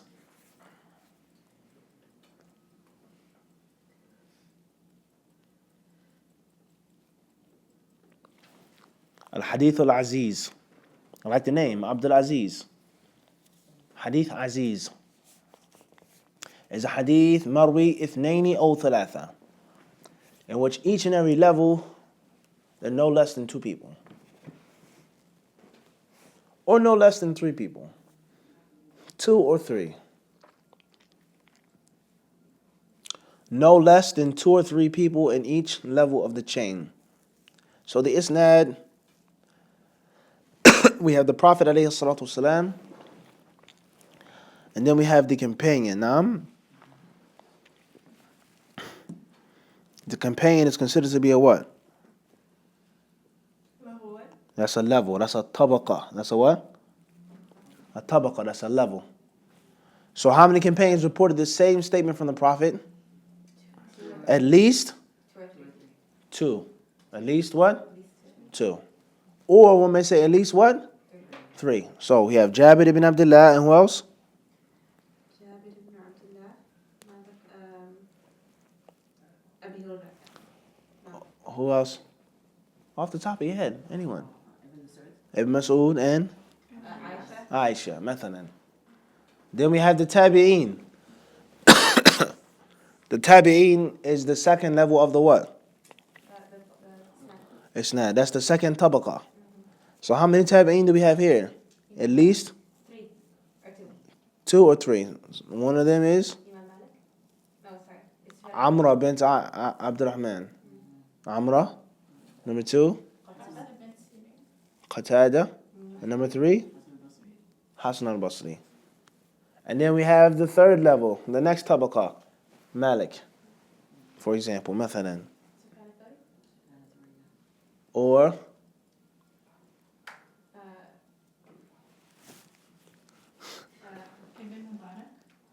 Ibn Mubarak.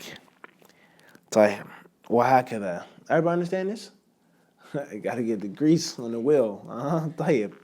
Khairan inshallah. Everybody understand this or not? So each tabaqa has to have at least what? 2 or 3. So every tabaqa, Nasra, every tabaqa that has at least 2 or 3 narrators is also another type of what? Hadith? Of course there's a type of hadith, but it's a type of what? Spiciness? Novelty. It's a type of what? Novelty. And it has a benefit in which the hadith is theoretically, hypothetically supposed to be now stronger. Instead of just one person reporting it, one companion, one tabi'i, one tabi'i, but now there's at least what? 2 or 3. Hypothetically, we said what? Let alone it's a novelty. It's interesting. Clear on this? And does that mean those 2, 3 were companions were sitting with the Prophet when he said? Doesn't necessarily have to be. They could have sat with him in one time. They could have got it from other companions. Out of him, 2 more companions. But no one else can do that except for Well, the mursal al-sahabi is hujjah. La tushawwishi. Don't make tashwish. Don't make confusion. We're trying to keep it simple and condensed. What's important is, since you open up a can of worms, every companion didn't hear everything from the Prophet ﷺ. Let's establish that right now. Abdullah ibn Abbas, the number of hadiths he heard from the Prophet ﷺ directly are what? A trifle compared to the large number that he reported. Most of those hadiths he heard from other Sahaba. Clear on this or not? However, a Sahabi narrating from another Sahabi and not mentioning that he heard it from another Sahabi, the scholars of hadith, they say that's what? That's acceptable. That's fine. No issue. They say that's what? No issue. Everybody clear on this? Like a class, like we said, the class setting. Sister Nasra, you say to me, or you say, you report to one of your students, you start teaching a halakha, a class. And you have a whole list of things that I said, or things that I taught, my way of teaching, this, and that. And one of your students come up and he says, wow, You study him for all of that time? You learned all of that? You memorized all of that? And you say what? No, I didn't. But I learned from Hilal when I wasn't there. Mariamah told me this. Said, وهكذا. Am I clear on this? طيب. تفضل. No. Was there a question before we move forward? I was going to ask Sheikh, why would it be considered strong with only 2-3 companions? Because you have the general concept of 2 is better than 1 or stronger than 1.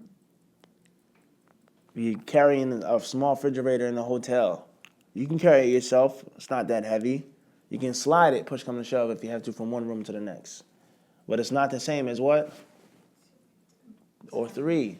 When one opens up the door, you carry it. It's different. It's more strength. So this is one of the reasons in which we said, and we keep saying hypothetically because we don't want to get in too deep. We're already behind on time. We're only on line 12. Tomorrow we're trying to finish and do the test. It's super crunch. Inshallah, tomorrow we'll have more time because we won't have to do the introduction.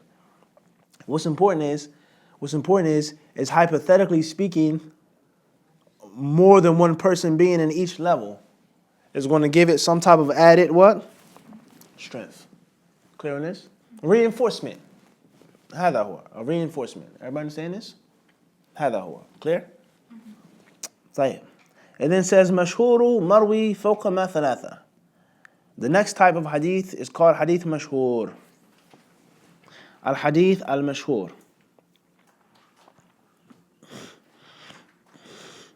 Al-hadith al-mashhur. Obviously, mashhur literally meaning famous. Hadith mashhur meaning what?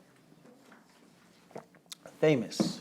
Meaning what? Famous. Mashhur. Well known. Popular. Mega popular. Naam?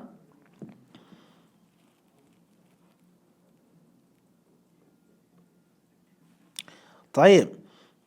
He says marwi فوق ما ثلاثة is a hadith that has at least 3 people in each what? In each tabaqa. In each what? Tabaqa. It has at least what? Not 2 or 3, but at least what? 3 is the standard. So we have to have 3 companions. Everybody clear on this? At least. Maybe we have 5 of them. And we have to have what? At least what? 3 tabi'een. Maybe 6 of them. Maybe 10 of them. وهكذا until the end of the tabaqa. And the tabaqa ends where? The tabaqa ends when the book is now reported and collected in widespread tradition through a book. Everybody clear on this? Once it reaches Muwatta, Kalas. Once it reaches Sahih Bukhari, it's now there. Everybody clear on this? So the hadith has to have at least 3 people, 3 or more. But the confusing part comes in which something that's not mentioned in this book, and that which is called Al-Hadith al-Mutawatir. Al-Hadith al-Mutawatir. Now, we don't have time to go deep down that rabbit hole right now, but as we were explaining in Usul al-Fiqh, the heavy, strong influence of the people of Bid'ah and Kalam on the sciences. The people of Bid'ah and the people of Kalam. The Mu'tazila. How they dominated, how they controlled things, they influenced thought. And they started to make rules and things to accept and to reject what they wanted to. We don't have to take this hadith because it's only reported by one person, one companion, one tabi, so on and so forth. It has to be 10 of them in order for it to give yaqeen, in order for it to be strong. We can't accept one of Allah's attributes. Allah has His attribute, and it's not reported by such a large number. No. The aqeedah of Islam has to be based off of yaqeen.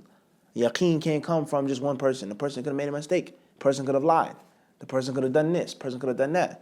Logically, it's like, that makes a little bit of sense, right? If you think about it, Islam is definite, sure religion. How can you be definitely sure about one person narrating something? Correct or incorrect? Mm-hmm. Hypothetically. So these people, they dealt with usul al-fiqh. They dealt with the Arabic language. And obviously the last stronghold, or the final frontier was the ilm al-hadith. That was a science in which for a long time they were kicked out. They were kept out. They weren't allowed in. Usul, maybe even this, that, fiqh, they got into that. They poisoned that. But hadith was the last what? So if they can't get inside 100%, and if they couldn't hide their hypocrisy and be hadith scholars and out of hadith, then at least they what? Some influence on it now. And that came in the later generations. 5th, 6th, 7th, 8th, 9th century. In which this is mashhur, this is mutawatir, this is ahad, this is dhan, this is yaqeen, etc. Everybody clear on this or not? So they started making certain rules and they started influencing certain rules. And all of the people who wrote about ilm al-hadith in this century and that century, this was their madhab, this was their aqidah, this was their tawajjuh. And you find most of them, or a good portion of them, were Ash'ari. They were what? Ash'ari. And if they weren't 100% Ash'ari, then they were clearly influenced by madhab Ash'ari. And the Ash'ari madhab is nothing more than a byproduct of Mu'tazila. They're nothing more than a byproduct of what? Mu'tazila. We have sugar cane. What comes from sugar cane? Sugar. Cane sugar? Cane sugar. Other things come. Syrup? Juice? How about molasses? Different things like this. So you have byproducts, throwaway things, things that you keep. Everybody understand this? Everybody clear on this or not? Al-Muhim, what's important is what? Is that the Ash'ari, like we explained, they are a byproduct of the what? Mu'tazila. Their principles, their values are oftentimes, as we say, same.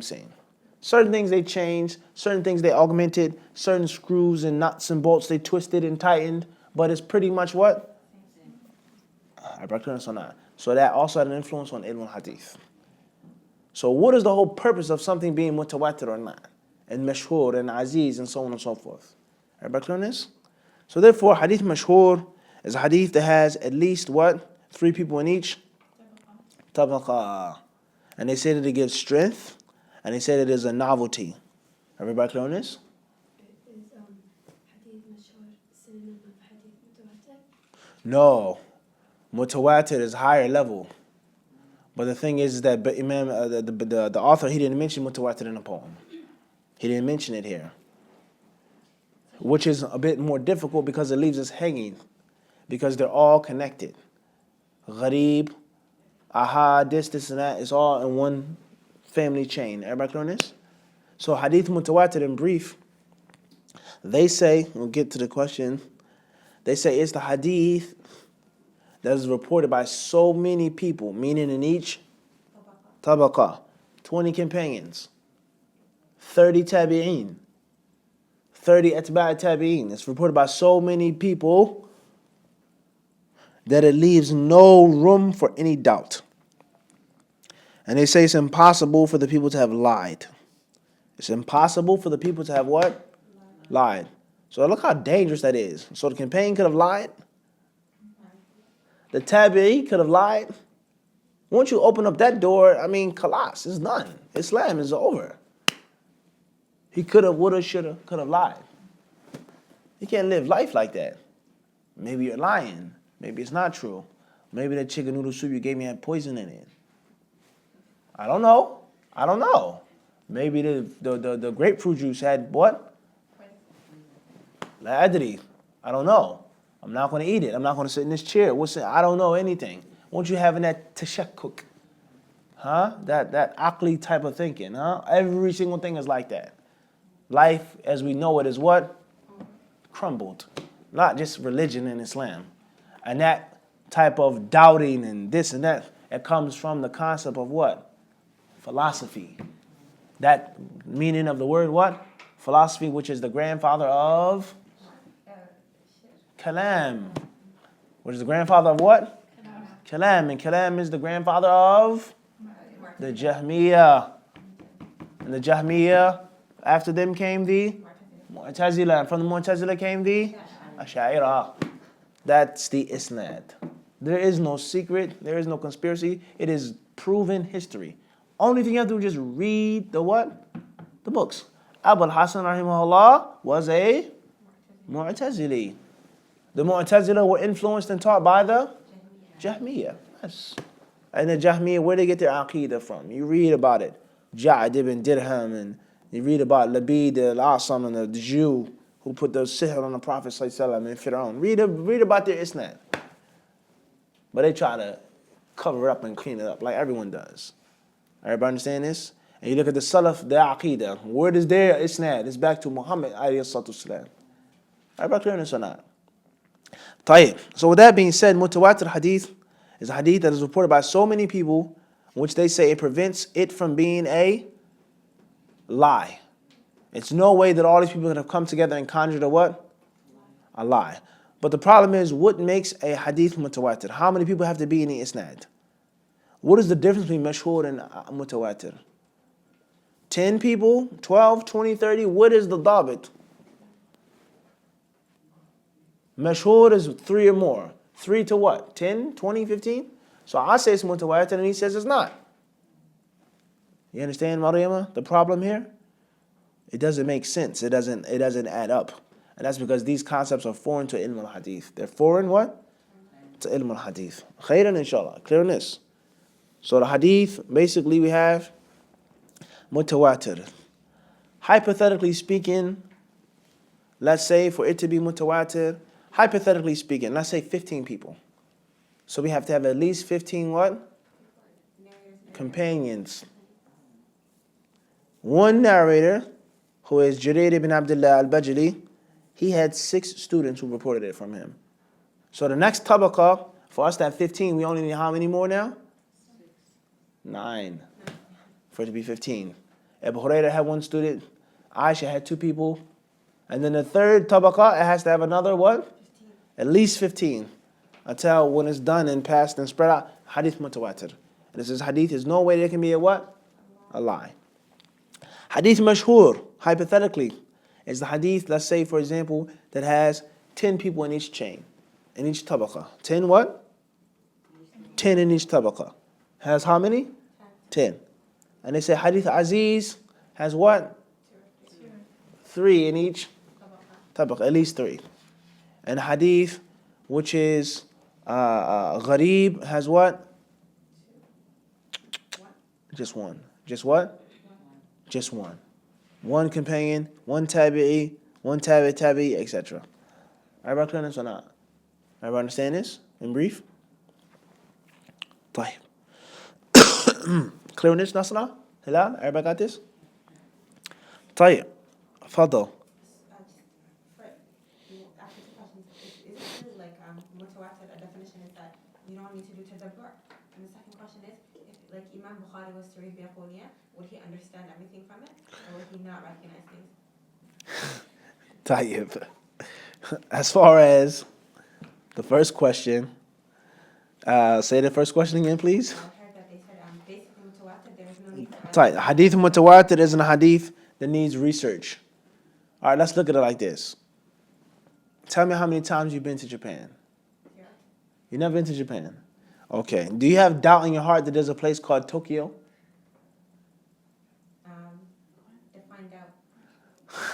Do you feel confident that there's a place called Tokyo right now? Confident as in? Do you believe in Bet it? money?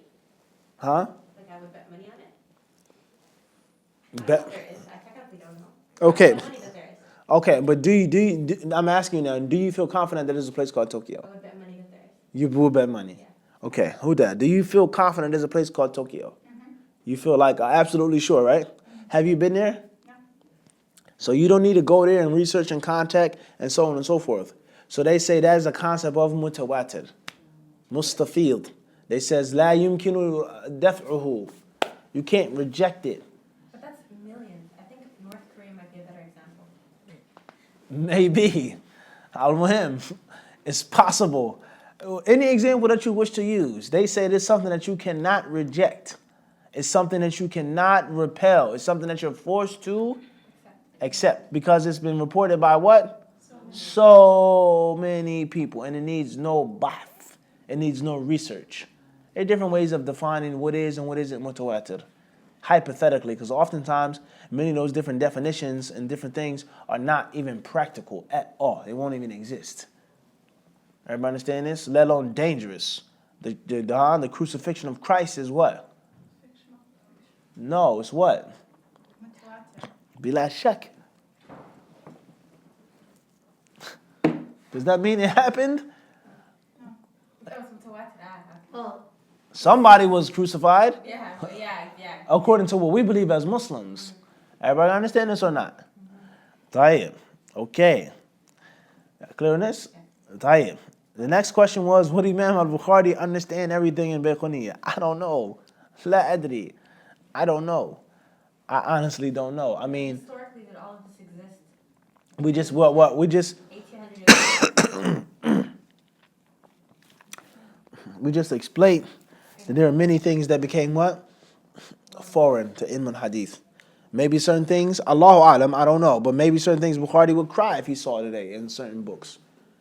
Imam al-Bukhari, and Allah knows best,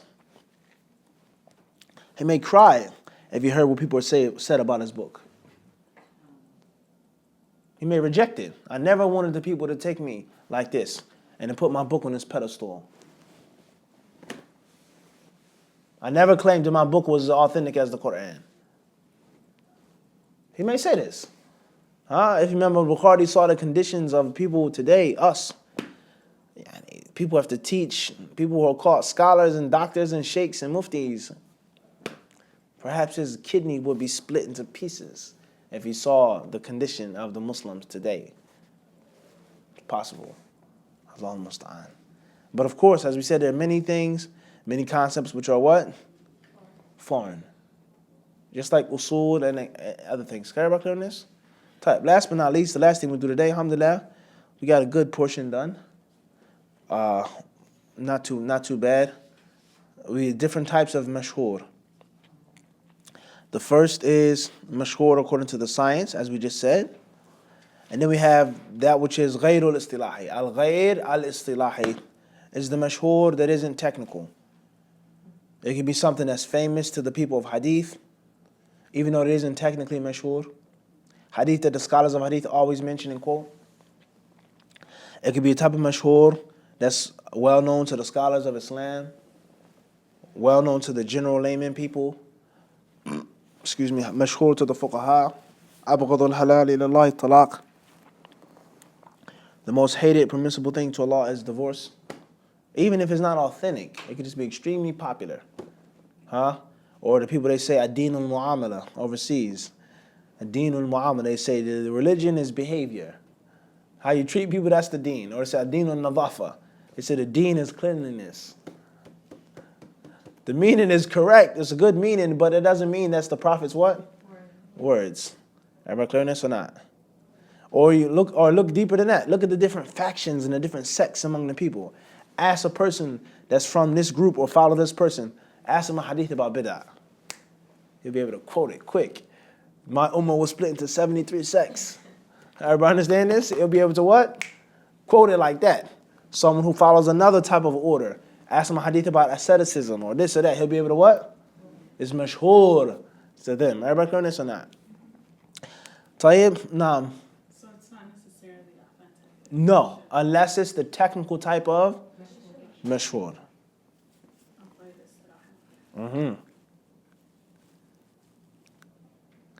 The general people have their hadiths. The grammarians, they have their what? And asahu man takallama bid-dad, the hadith says, I'm the most fluent person to ever say the letter dad. It's not authentic hadith. Famous among the people of Nahu. They use this hadith. Hadith, what? That the pen has been raised, or my ummah is exempt from al-khata'u wa nisyanu wa mastukrihu alayh.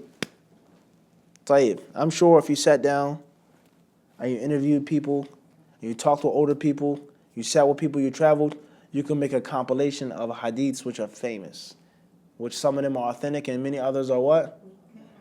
Some are not even weak. Weak will be a compliment. Hubbul watan min al-iman. Loving one's country is what?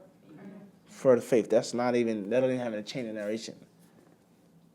Paradise lies under the feet of mothers. Perfect, beautiful example. Paradise lies under the what? Not the feet of the mother, no. Feet of mothers. Inna al-jannata tahta aqdam al-ummahat. That's everyone's homework assignment tonight. Research that hadith.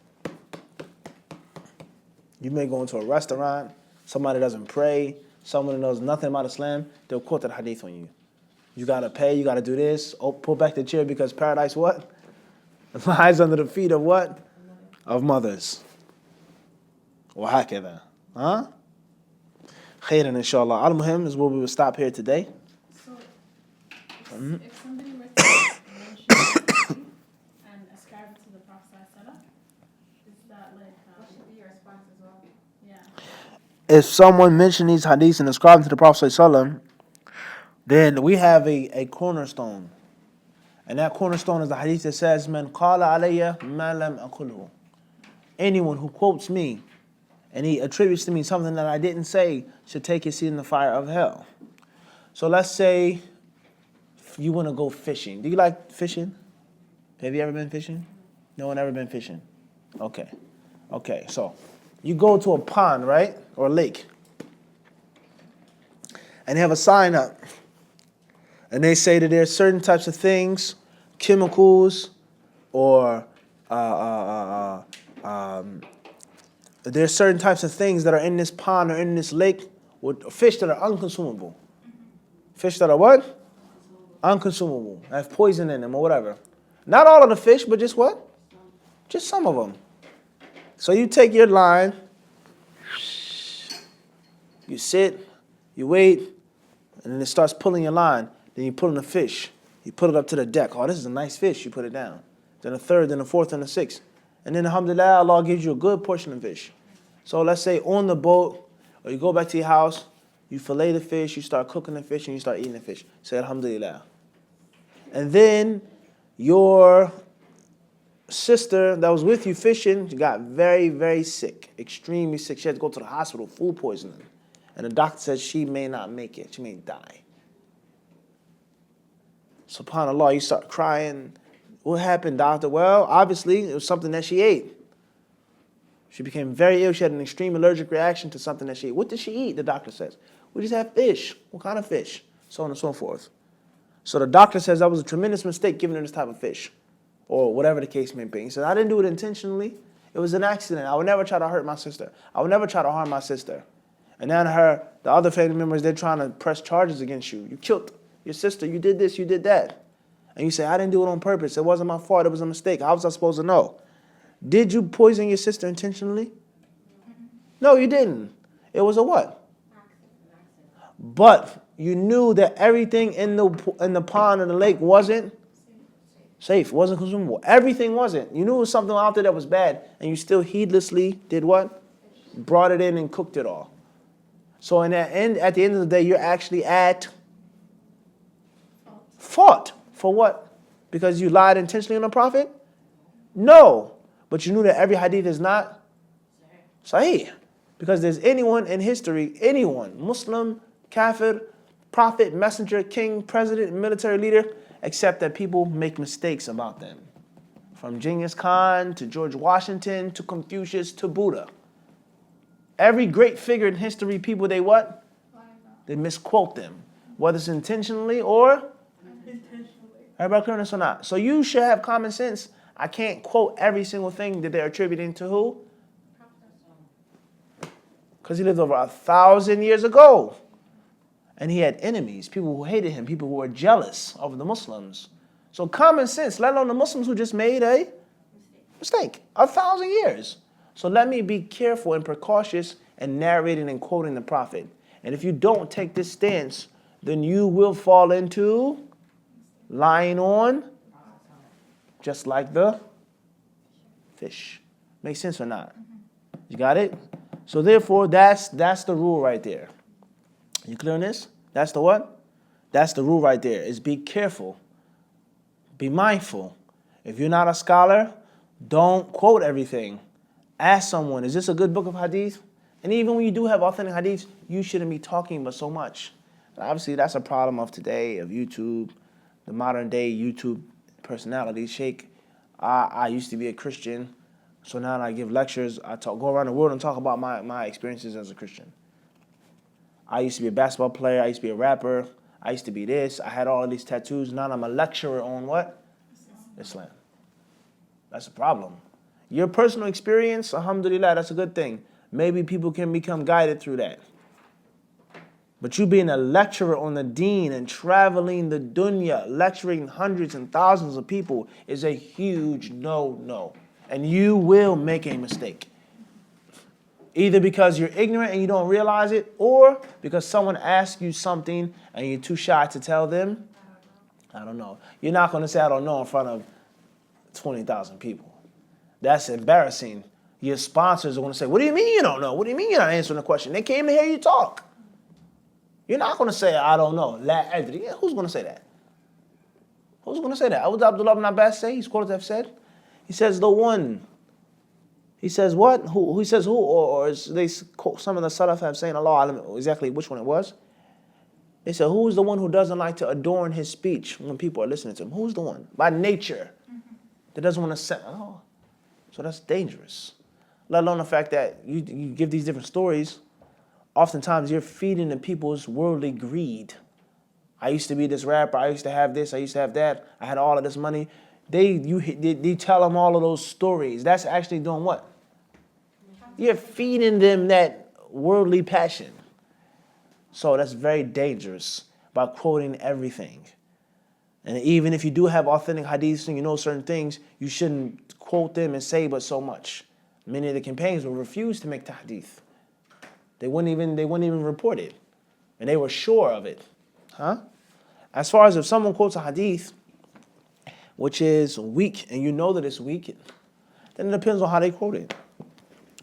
If you have the ability to say something, say something. If it's a talking which is not a public forum, you can't say something, that's a different story. Talk to them afterwards. Give them nasiha afterwards. Enjoin the good, forbid the evil afterwards. Talk to the people of the masjid. I'm not trying to start any fitna, but the speaker just quoted 5 weak narrations that are really bad. Maybe you need to have a better selection of who you bring to speak. Wahakada. To the best of your ability, huh? What's the approach? Say you have a senior family member, like a grandmother or grandfather, and they're on their bed, they love the deen, but sometimes they will say things that are against the sunnah, or they probably have like practices that they used to do, and they'd be like, can you do that and stuff? Do you always have to correct them, or can you just let them be? Sometimes you let them be. Certain times, in which they say you can't give an old leopard new lockets, or an old cheetah new spots. You can't. It's old. The person they've lived their lives. They're not going to change. So you saying certain things to them, oftentimes is of no benefit except for friction. And oftentimes it just makes you look harsh and extreme. And you are trying to correct me, you think you know everything. So sometimes of no fa'idah whatsoever. Enjoining the good and forbidding the evil, sometimes, but sometimes it doesn't make us a fa'idah. So oftentimes, you may just have to appease them. May Allah bless you, grandfather. May Allah help you, grandfather. May Allah reward you, grandfather. Say a nice, kind word to them. Allah's name be praised. You clashing, locking horns with them every single time is not always going to work. Or sometimes you do say them, says, Abby, you can't say that. Abby, that's not right. Allah has been kind to you, so on and so forth. The reason why I'm a good granddaughter is because of the sunnah. It's because of the ilm. Try to use wisdom. And Allah knows best. Okay, this is a question that doesn't have anything to do with this. Fadl. Can you be a student of the Quran if you know how to recite the Quran without a teacher? Can you be a student of the Quran if you know how to recite the Quran without a teacher? Yes and no. Just like all sciences in Islam, you can teach yourself. You can learn certain things. But at certain levels that you can't get to. Certain level of proficiency that you can't get to unless you have formal training. A formal means of training in which you have been taught and evaluated. Evaluated. In which a person sat with you, taught you, and fixed and structured your learning, and then evaluated and made sure that you got it right. A certain level of Quran that you can't get to. Or even if you get a certain skill, you have a great amount of talent, it's just not going to be 100%. It's not going to be a totally formal until you have that. And that is why, and Allah knows best, I had a teacher in Medina, and he was talking about women seeking knowledge. And he said when it comes to the Quran, he says the my sheikh in the Quran never gives ijazah to any sister who wears a niqab. So she can't wear niqab and get an ijazah from me. He says, I have to see her mouth. I have to see her lips and her tongue, her teeth. The makhraj, this and that. The point is that, you see what I'm saying to you? You can memorize the Quran, you can have good tajweed without a teacher. Wallah, you can learn the Quran from listening to it and memorize it if Allah blesses you like that. But there's a certain level of proficiency or a certain level of formal excellence that you can't reach without a what?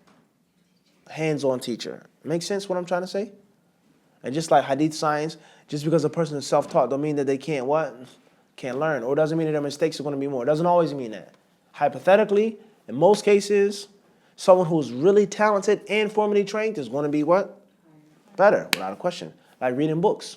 I sat with the ulama and also sat in the library 12 hours out of the day. That's even what? It's even better. Instead of just sitting with the ulama and not reading books and not sitting with the وهكذا. Wallahu alam.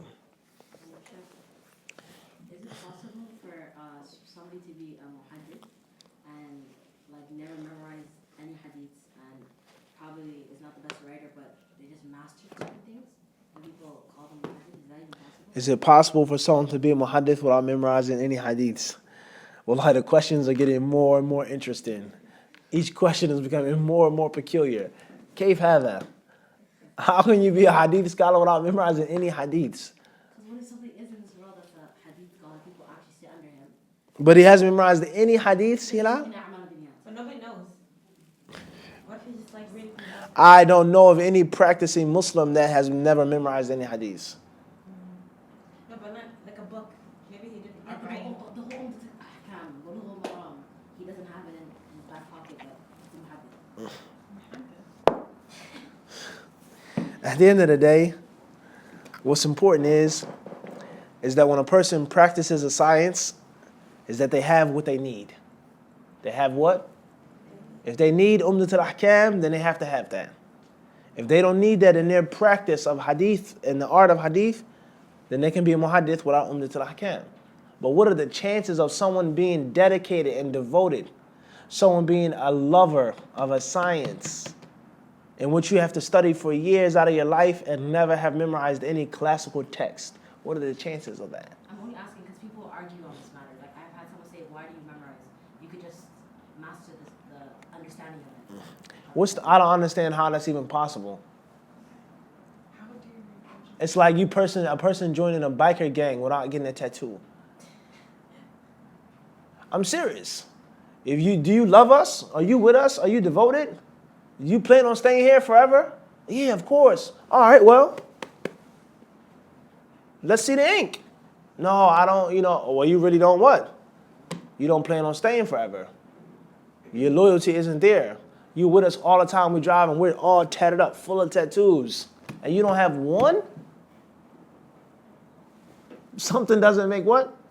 Doesn't make sense. For you to be studying hadith, for you to be able to be a hadith scholar and you haven't memorized one book. Or forget a book. Okay, no problem. I haven't memorized any book, but I memorized all the hadiths that I need. I don't see that even being possible. I didn't memorize Bulugh al-Maram, but you have to know the hadith of ahkam. You have to know what's the narration about Mas'al al-Khufayn. What's the narration about Dua al-Istiftah?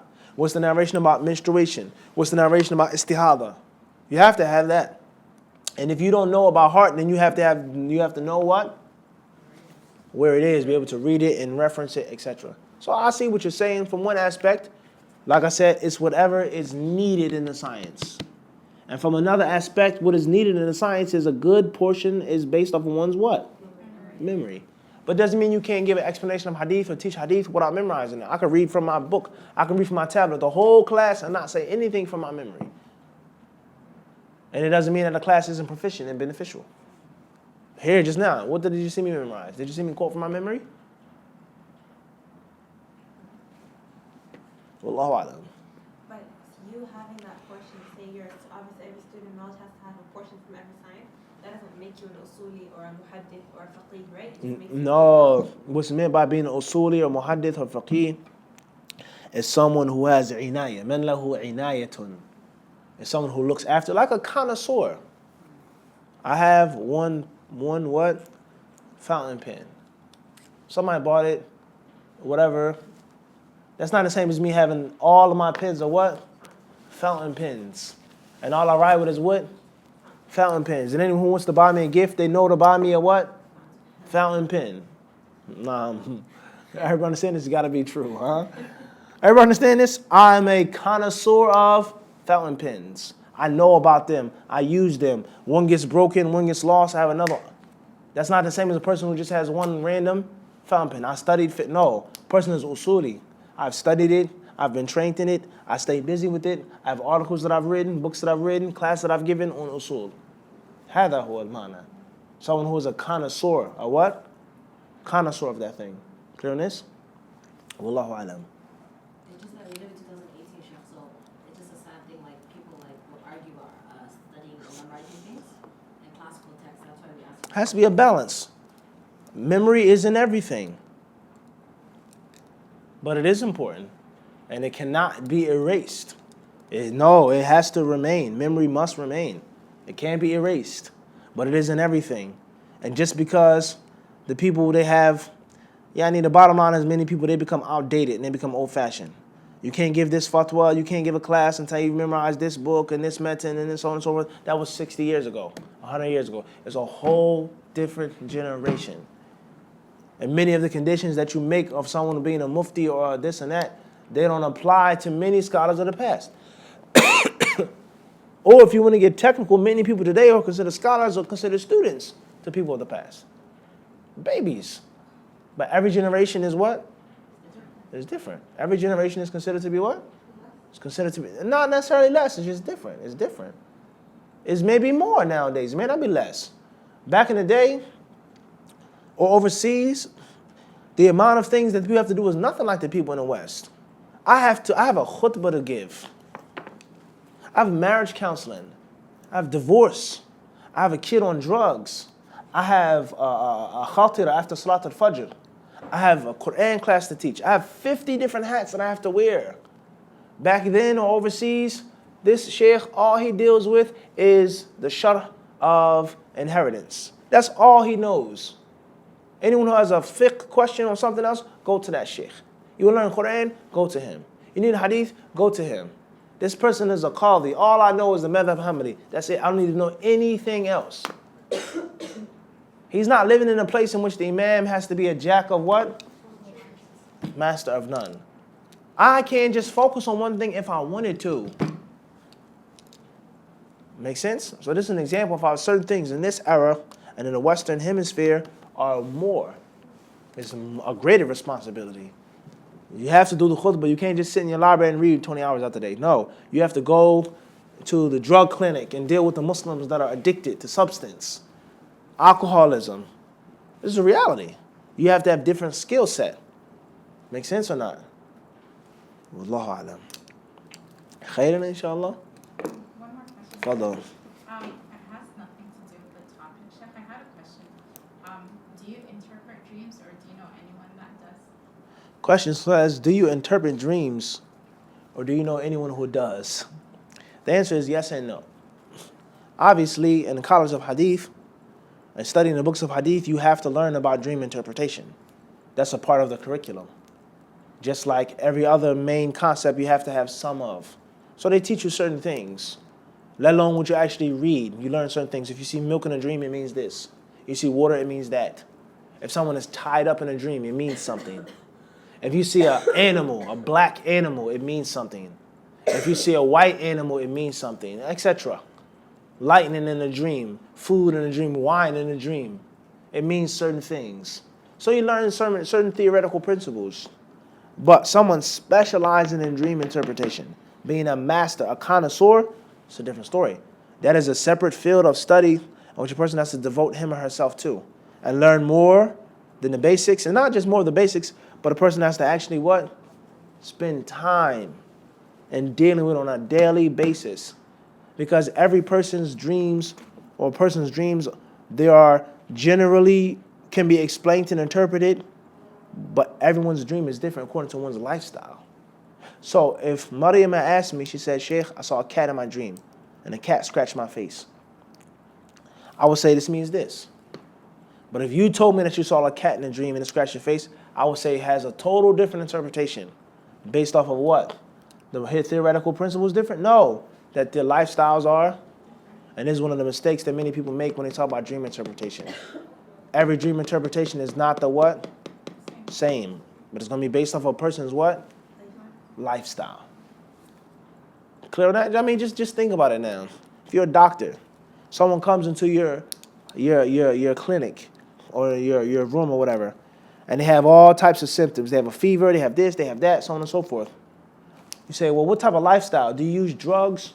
Do you use needles? He says, yes, I'm a heroin addict. You're not going to give the same, you're not going to say his symptoms are the same as someone who doesn't use drugs. You're automatically going to think that this is this and is that. Because the lifestyle is what? But the symptoms are the same. Make sense or not? So, inshallah ta'ala, if it's something I can help you with regards to your dream, inshallah, give me the information and let's see what can be done. Inshallah, if it's something that needs a special level of knowledge and skill that I don't have, hopefully I can point you in that direction. Inshallah ta'ala.